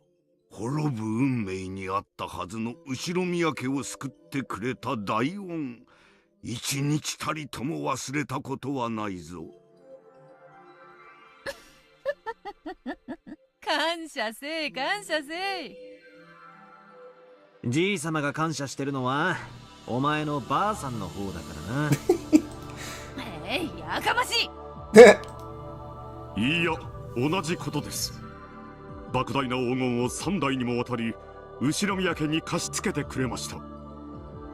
それも無償で。本当にいくら感謝してもしてりません。黄金などわらわにはレンガも同じよ。置き場もないから金蔵が預かっててくれて助かる。ひゅー、死ぬ前に一度は言ってみたいセリフだぜ。黄金の魔女ってお金持ちなの？そりゃそうだな。何しろ10トンもの黄金をほいっとじい様に貸し出したんだからな。やっそうだ、必ず返すと約束し、もう数十年も借りている。その恩はもはや返しきれないほどだ。当家が感謝の気持ちを忘れたことはありませんねえ、あなた。無論だとも、3代にわたりベアトリーチェさんたちが気前よく貸してくれなかったら後ろ宮家はとうに滅んでいましたとも。ラツワンのお父さんとて軍資金がなければ何もできなかったのですから。I find it interesting how he refers to it as Beatrices, because technically there were 3 generations of Beatrice. もはや金が金を呼び、黄金の軍資金は静かに眠るのみだ。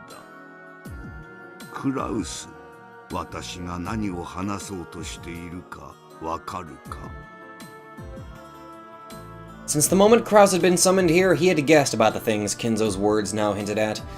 All things borrowed must be returned someday. That day had finally come. はい、わかっています、お父さん。ベアトリーチェよ、私はもう追い先はわずかだ。おそらく今日のこれが私とお前が会うことのできる最後の親族会議になろう。何を気弱なことを。そんなことがあろうはずもない。Beato alone laughed. She looked at Battler, so he laughed along with her, but Kinzo and the others remained silent. Apparently there existed some major concerns about Kinzo's health. 無論来年すぐに死ぬつもりもない。しかし来年会おうと絶対の約束をすることはおそらくできぬ。私はいついかなる時でもできぬ約束をした試しは一度もない。そのようなことを胸を張って言われると、わらわも返す言葉がないぞ。本気で言っているのか？ベアトリーチェ、もうしっかりとけじめをつけたいのだ。私がこうして元気であるうちにな。だから私は今日それを決心することとした。おじいさまは何の話をしているの？静かに。じい様は今からとても大事な話をする。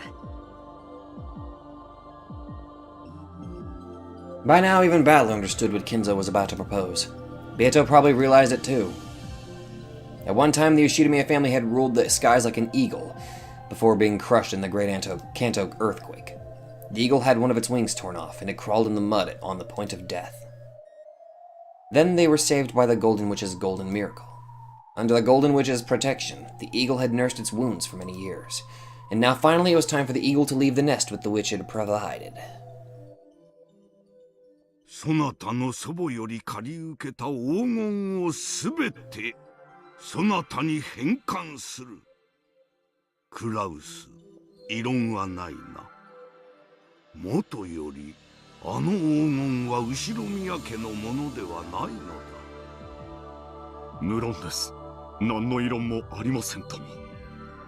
良いのかクラウス、そなたは投資家であろう。金はいくらあっても足りぬであろうが、金蔵から黄金を譲り受けたいと思っていたのではないのか。それを言われれば確かに否定は難しい。しかしもとより父とあなたの契約であり、そしてもともとあなたの黄金です。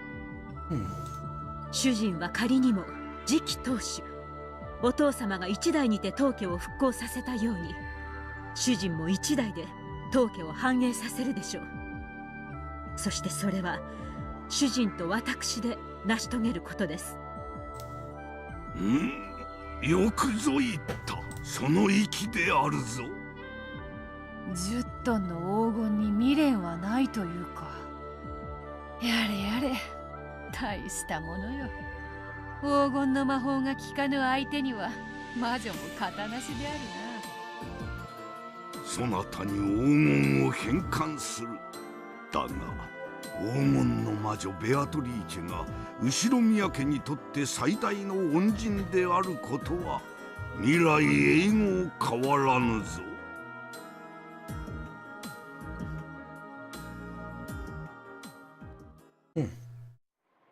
To return the gold once lent by the Golden Witch.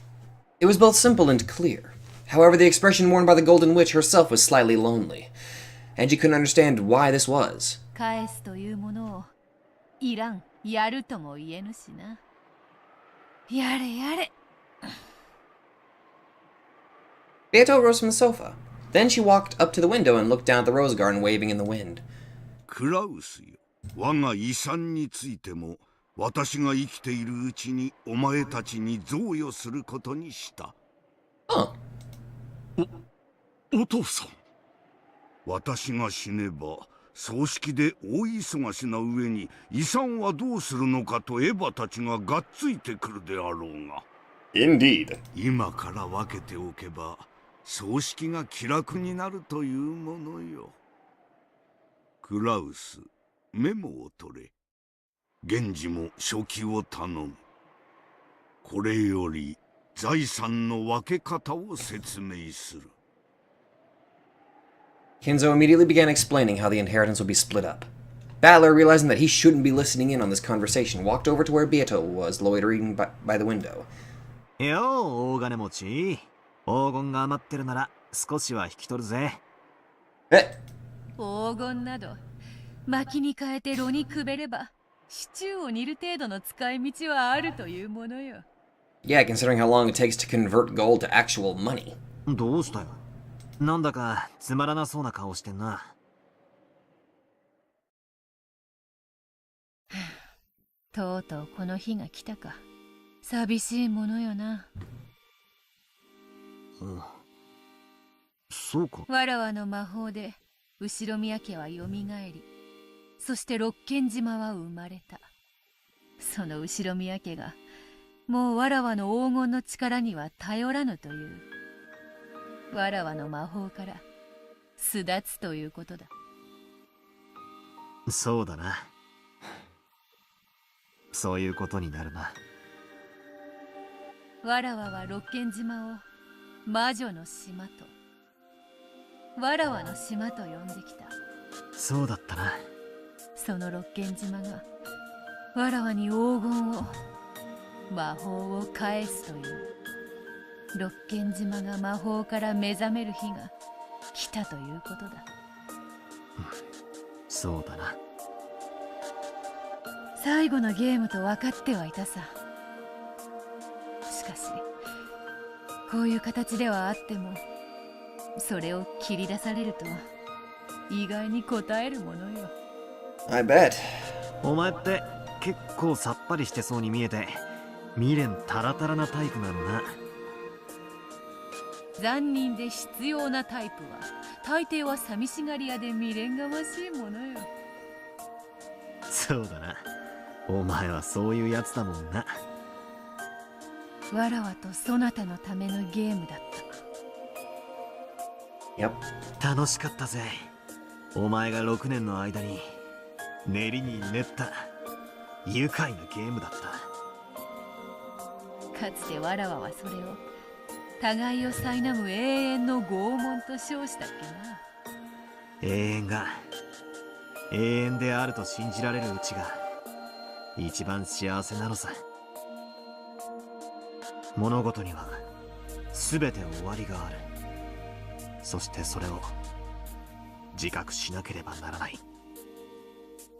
目を背けずにな。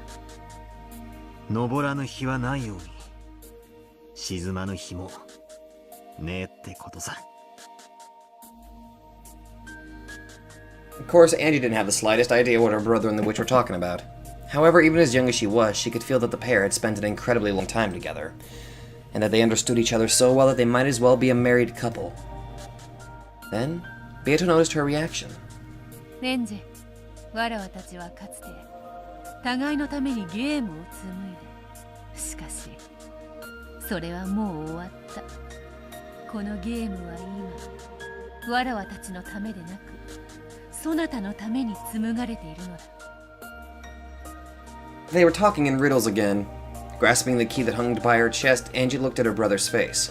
今日という日の猫箱の中身を俺たちはエンジェに届けなくちゃならない。お前に持たせたその鍵は猫箱を開くための鍵なんだよ。猫箱って The cat box of infinite possibilities. 今日という日のことだ。エンジェがあれほどたどり着きたいと願った。お兄ちゃんは魔法の奇跡でエンジェを招いた。エンジェは最後の魔女として今日という日を語り継がなくちゃいけない。それは私がここに残ってはいけないということ。 Angie's tone was slightly tense. She understood what her brother meant, and it made her frown. 私は1986年の六軒島へたどり着きたくてどれほど長い間苦しんだことか。そして私はやっとたどり着いたの。なのにそれを追い出すの？お兄ちゃんは言ったわ。私が自分で決めていいって。そうだな。確かにそう言った。帰らないわよ。そしてまるで私を甘やかすかのようなこのおかしな作られた物語もやめて。私は今日という日の真実を知りたいの。12年を経ても遡りても気難しい女であるな。 Got that right. うるさいわね。あんたには聞いてないわよ。それにあんたこそ何よそのざまは。黄金の魔女は復活の儀式のためにやってきたんじゃないの？雷鳴と共に島に現れ、これから13人もの人々を生贄に捧げようとしてるんでしょ？ That's a possibility, yes. そのあんたがなんでこんなにものんびり団らんしてるのよ。わけがわかんない。わけがわからぬのはそなたの方であるぞ。なんだそなたはわらわにそんなにも人殺しがしてほしいのか。あんたはそれを物語に記してメッセージボトルに封じて海に投じたわ。後の世界にはそのうちの2本が伝わってる。どちらもひどい連続殺人の物語じゃない。2本しか流れ着かなかったとは残念。一番の力作だったランドが人目に触れなかったのは残念なことだ。前から聞きたかったんだが、あのメッセージボトルは何なんだ？そなたとのゲームを練りながらその過程で生み出した派生の物語のようなものよ。一つのゲーム版から異なる複数の物語を無限に紡ぎ出せることに気づき、面白くなってしまってな。Sorry, I interrupted you. いつか俺に読ませようと書き溜めてたわけか。あまりの力作にそなたを待つのが惜しくなってな。孤島物の古典に習い、わらわもそれを瓶に封じて海に投じてみたのだ。ミステリアスであろう？ Very indeed. あれはあんたの犯行計画書よ。 You sure?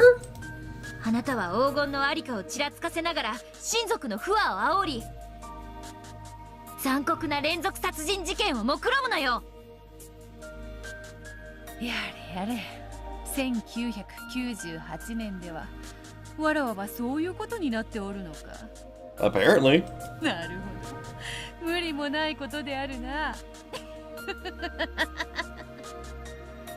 はあ？何を開き直ってんのよ。私を拍子抜けさせようと目論んでるの？ Maybe. 私は騙されないわよ、ベアトリーチェ。お兄ちゃん、私に魔女はいると屈服させたいんでしょ？ But they do, don't they? その手には乗るもんですか？私はお兄ちゃんの手なんか借りなくたって一人で真実にたどり着いてみせる。ここがその真実であるというのにか。そなたはかつてグレーテルと名乗ったが、どうやらミチルと名乗った方がふさわしいようだぞ。Middle? Have I heard that name before? いい加減にして。 Angie tried to slap Beato's cheek. However, the difference between their heights was so great that Beato dodged before the hand could reach her. バカバカしい、バカバカしい。私は認めないわよ。こんな茶番が真実なんて絶対に認めないんだから。 You're starting to sound like episode 2 Balor. After Angie yelled those words, her eyes grew cloudy. They cleared up almost immediately. By that time, she'd already gone back to her 6-year-old self. そうだな、エンジェ。それがわらわが残した罪であり、最後の物語を用意する理由なのだ。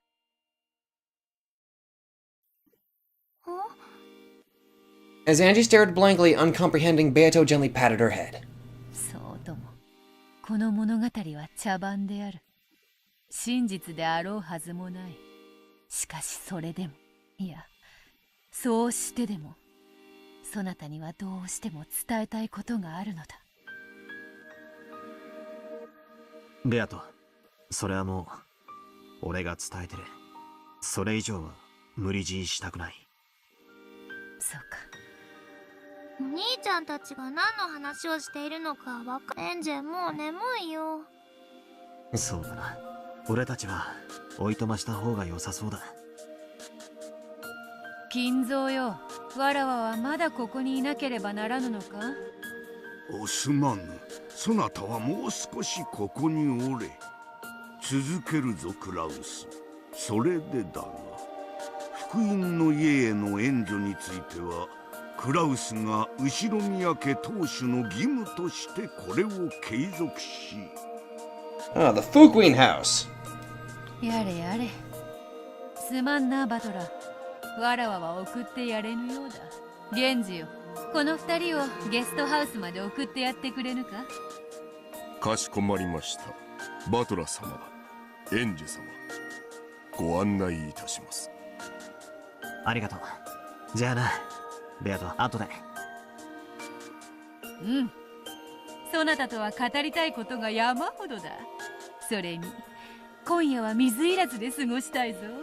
たまには夫婦らしいこともせぬとな。Oh! Oh my! なんだよ、夫婦らしいことって。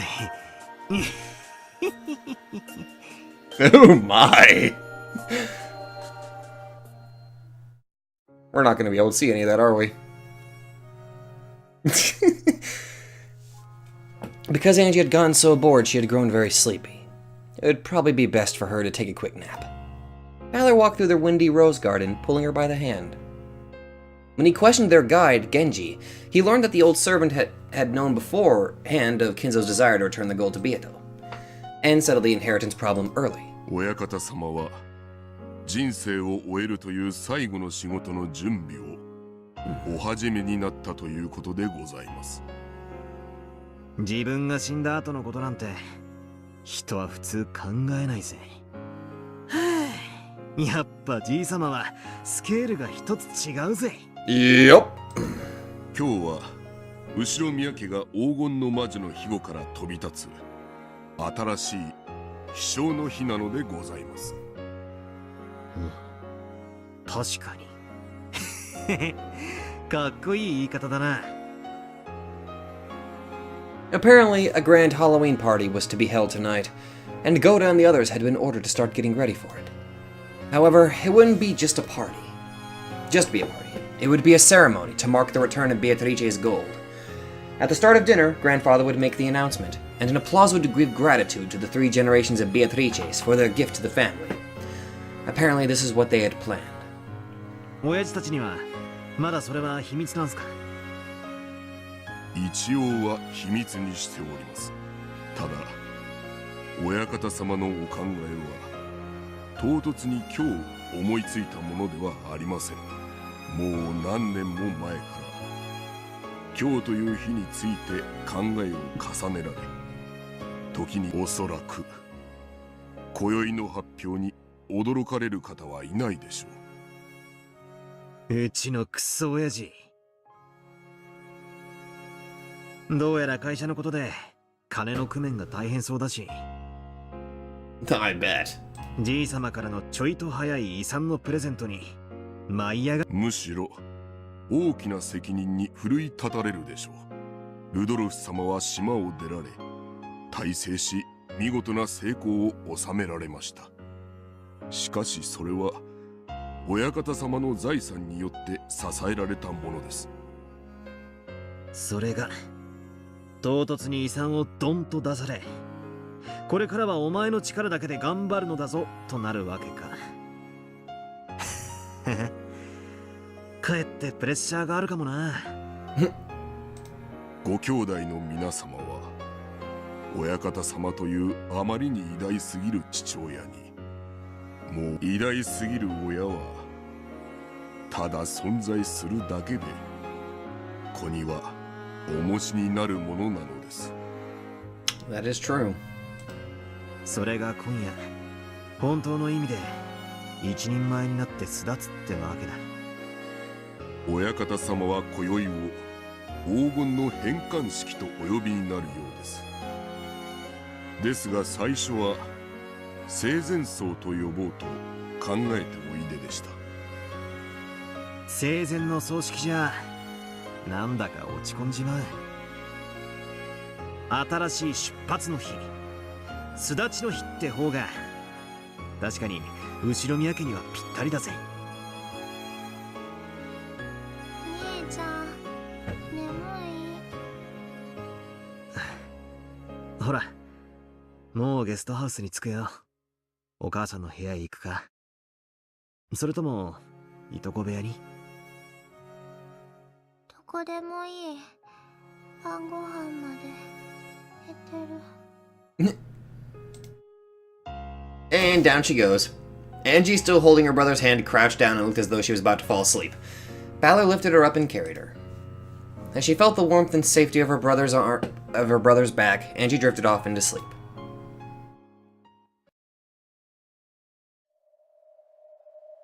What happened that day? Just what on earth happened on October 4th and 5th, 1986? Because of the massive size of the Rokunjima explosion accident, the time the explosion occurred was known almost exactly, down to the minute. The time was October 5th, 2400 hours. The sheer improbability of that time proved that the explosion was produced by artificial means. Later on, the following statements were collected from individuals who knew Ushidome Kinzo when he was alive. During his lifetime, Ushidome Kinzo built a clock rigged to blow up the island at exactly 2400 hours. This clock was apparently inside his secret study. When he felt mentally cornered and wanted to think about a brilliant plan, he would activate that device and use the tension of the approaching midnight to bring some flash of inspiration to him. While Ushidome Kinzo still lived, this was only thought of as a tall tale about this eccentric man. But the fact that the Rokunjima explosion accident occurred at exactly midnight, or 2400 hours, supported the story. No shit! その狂気の狭間に魔法めいた力を求めたに違いありません。精神的な瞬発力とでも言えば、そう眉唾な話でもないでしょう。To be fair, I forgot who the hell you were. Wait a minute, you look familiar now. Now I think I remember you. Professor Utsuki spoke passionately. Yeah, witch hunters. Enthusiasts who treat the mad fantasy surrounding Rokunjima as their plaything. Angie had no reason to love these people who embellished the deaths of her family just for the fun of it. And yet how ironic for Angie, who wanted to know what happened that day, that these people were the ones who knew most about the island. その仕掛けを使えば島を跡形なく吹き飛ばすことができる。後には何も残らない。あそこで何があったとしてもなかったことにできる。後宮エバ氏が何がしかの陰謀の首謀者であるとする説は早くからささやかれてきました。しかしあれだけの大爆発をいかにして起こしたのかが説明できずにいました。その仕掛け時計によりそれが可能であったことが証明された。さようです。後宮エバ氏は24時に爆発すること、そしてその爆発半径について十分に理解した上でクワドリアンに避難していたと考えられます。Well, it's still just a theory. 財産を独り占めにするためにみんなを殺して爆発によってその痕跡を消した。そう考えると六軒島のミステリーは最も筋が通ります。エバ氏があの日あの島で何があったのか語ろうとしないことにも合点がいくわけです。And there it is. The one detail that convinces me of how Umineko works. The fact that Ava never spoke to anyone about the events of that day. That's why I'm convinced that this tale has no end, or has no definitive answer, and just has multiple truths that could be the actual truth, but we'll never know. Where was that rigged clock, and how did Ava find it? Several forgeries have speculated on this matter. There's no need for me to waste time thinking about it.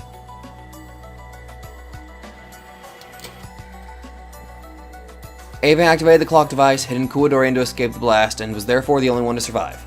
That was everything, the answer which eloquently told the whole story. When Ava first adopted me, our relationship wasn't that bad at all. I asked her several times what happened that day. Every single time she answered, it was to say that she didn't remember. But, well, she must have been flustered at the time. The very first time I asked, she answered like this. I can't tell you about it. It was a slip of the tongue. She knew what had happened that day, and she left this world without telling even a bit of the truth. She sealed the truth in a cat box, and left this world taking the key with her. There can be only one answer. She was behind everything. She got all the family wealth to herself and became super rich.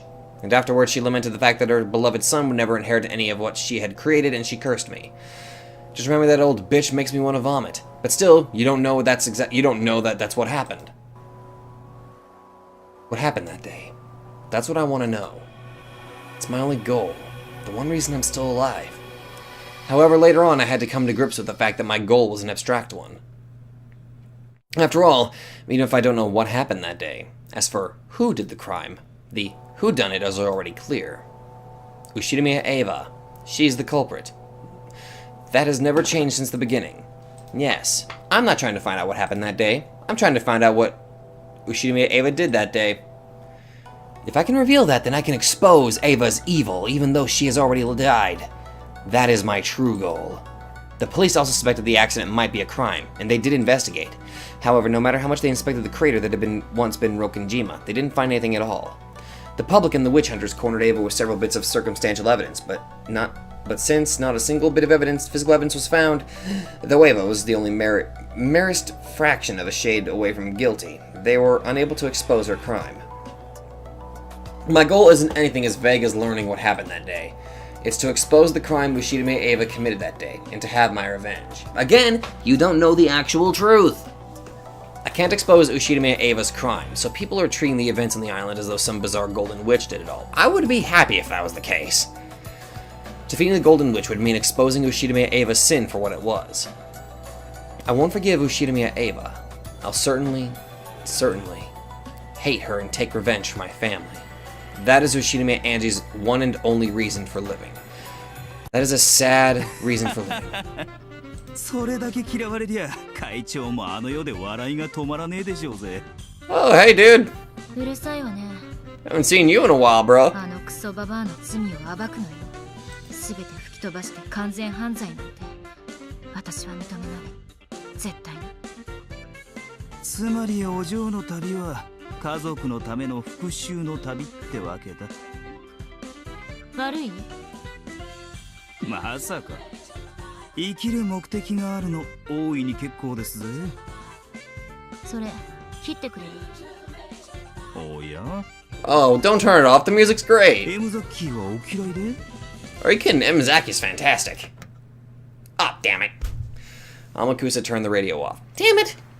The dull sound of the engine became the BGM that filled the car. おかしい？弔い合戦なんて。別に。それを生きる目的にしてる連中に戦地じゃよく会いましたから。あんた、傭兵で戦場に行ったことあるのよね。まあ、ほどほどには。家族の仇を取るために戦っている人って、強い？そりゃ強いですぜ。家族の仇を取るために体に爆弾を巻きつけて自爆するやつだっている。人は敵討ちのために死ねる生き物ですぜ。Got that right. そうね。私も死ねるわ。I would rather not see you do that. 少年兵ってやつをご存知で？ Yes, I actually have. 子供の兵隊？そうです。親を亡くした身寄りのない子供たちが武装勢力に拾われて兵士になるんです。パンと銃を与えられ、復讐の方法を教えられる。所詮は子供、使い捨てですがね。引き金さえ引けりゃ戦場じゃ誰だって兵士になれる。私がそれだって言いたいの？復讐は生きる目的になります。そして兵士になれるほどの力も与えます。親の亡骸にすがって泣くことしかできなかった少女が一夜にして兵士に生まれ変われるほどの奇跡を見せてくれる。復讐ってやつほどパワーを与えてくれるものはありませんぜ。そうでしょうね。それがまさに私だわ。Yeah, kinda. 少年兵問題ってのをご存知で？知らないわ。銃を与えられ復讐の仕方を習った少年兵はそれを生きる目的とします。いや、少し違う。To be fair, it's kind of a sad reason for living. それを銃を撃つ理由にします。Oh. しかし復讐ってのは終わりがない。いつしか銃を撃つのに理由がなくなってくるんです。どういう意味？復讐のために銃を撃っていた。それがやがて理由もなく銃を撃つようになるんです。復讐を忘れてしまうということ？できもしない復讐にやがて疲れ果て、その目的を忘れちまうんです。そして手元には銃しかない。やがて飯を食うために銃を撃つようになる。復讐のために銃を取った少年兵はやがて野党か何かになり果てるってこと？ More or less, I think. 何しろ学校にも通わず職も学ばせてもらわなかった連中です。 They tend to stick to something that, well, they know about. They only learned how to shoot guns. They were only ever praised when they killed the enemy. やがて自分の生きる目的は復讐のためでなく、その手段のためだけになり果てていく。気の毒なことです。私もやがては復讐に疲れ果てて、私の場合だと何だってのよ。Create endless excuses just so you... I got nothing. 真実を暴くことに疲れ果て、お嬢はやがて後ろ宮エヴァを憎むだけの人生になり果てていく。Okay, there you go. すでにそうだけど、何か Kind of? You're kind of blinded by hate, Angie. そういえばそうでしたっけ？ I'm not sure what Amakusa is trying to say. Probably something annoying. So I'm not interested. 復讐なんてくだらないことだ。そう言いたいんでしょ？お嬢の人生はまだまだ長い。何だってできる若さがある。その貴重な若さを費やすにはちょいとこの旅はもったいないんじゃねえかなと思いましてね。余計なお世話よ。私ね、ほら飛び降りたでしょ、ビルから。せっかく九死に一生を得たってのに。あの時ね、私は死んだのよ。だから私はもう亡霊ってわけ。You know, this could be a totally sick idea if she actually did die, and this is basically her thought process either moments before she dies, or this is her in purgatory.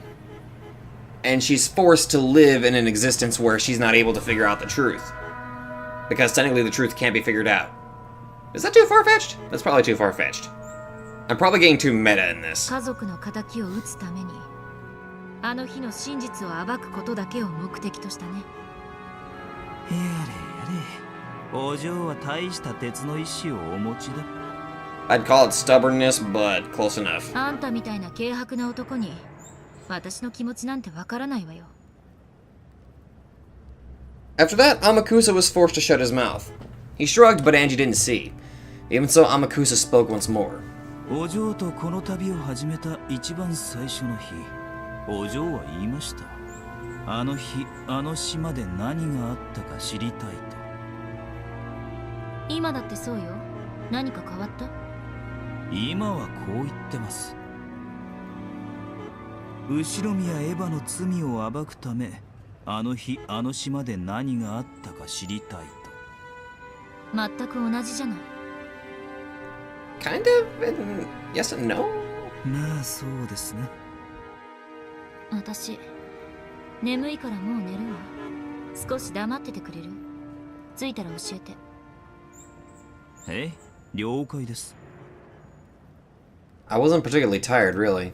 I just said that because I didn't like talking about this. ならないでくださいよ、少年兵には。Angie, who had decided to feign sleep, ignored him. But Amakusa kept talking. He wanted to make sure she heard at least this much. お嬢の旅は最初、真実を知る旅でした。それがだんだん復讐の旅になっている。Yeah.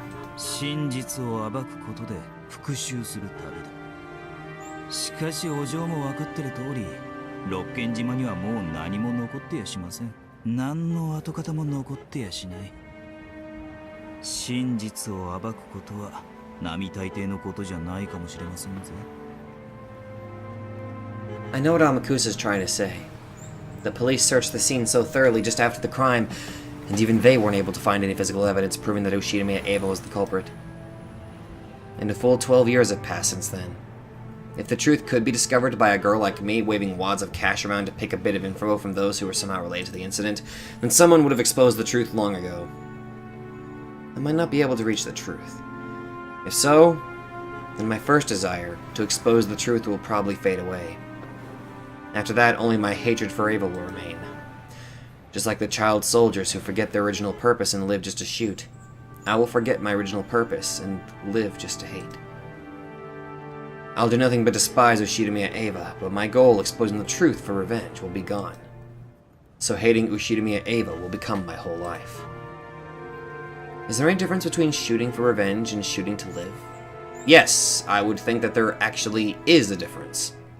One's blinded by hate and, well, the other one is, well, a desire to live. When you pull the trigger, someone dies either way. But the circumstances are different. And what about my case? Is there any difference between hating Eva as I expose the truth and hating Eva after I've given up? There's no difference. In the end, whether I find the truth or not, I'll just keep on cursing Eva over and over until I die. What a crappy life. But now that's all I have left. Ushidamiya Eva stole my family, so I'll take revenge by exposing her crimes and showing the world. My consciousness was slowly drifting away into sleep.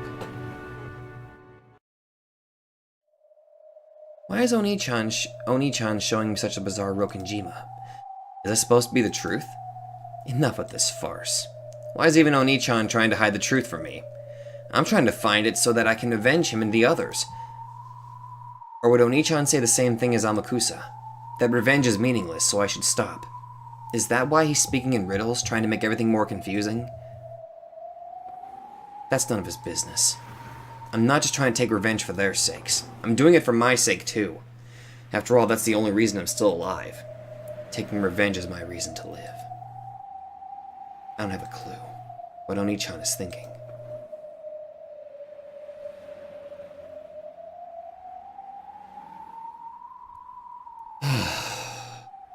And that's where we're going to end it. I tried to make it a little bit extra long for you guys. But I figured this was a fantastic way to start us off. Alright. Let's check some things out here, shall we? Beatrice, the Golden Witch who has lived for 1,000 years. She has surpassed the limits of humans into will, just as demons do. Appear in response to a human summons to lend them her power for a price. She's been called here for a ceremony involving the return of a vast amount of gold, which the Ushidime family received from her grandmother. Rokkanjima no longer has any need for the old arguments and tragedies. Good. Anything different here? I'm not seeing anything new here.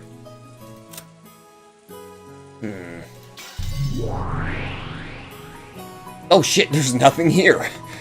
No tips either. Wow. I was not expecting that. There's nothing there. Huh. Anyway, that's where I'm going to end it. God, I've missed this freaking novel. Ugh. And we got ourselves off to a fantastic start. So if you guys like this, be sure to let me know. It feels good to be back in this. So, let's see. I think I pretty much got a lot of my thoughts out already, but that's where I'm going to end it. Anyway, thank you guys so much for watching. This was a great start, and I'll see you guys in the next video. Welcome back to Rokkanjima.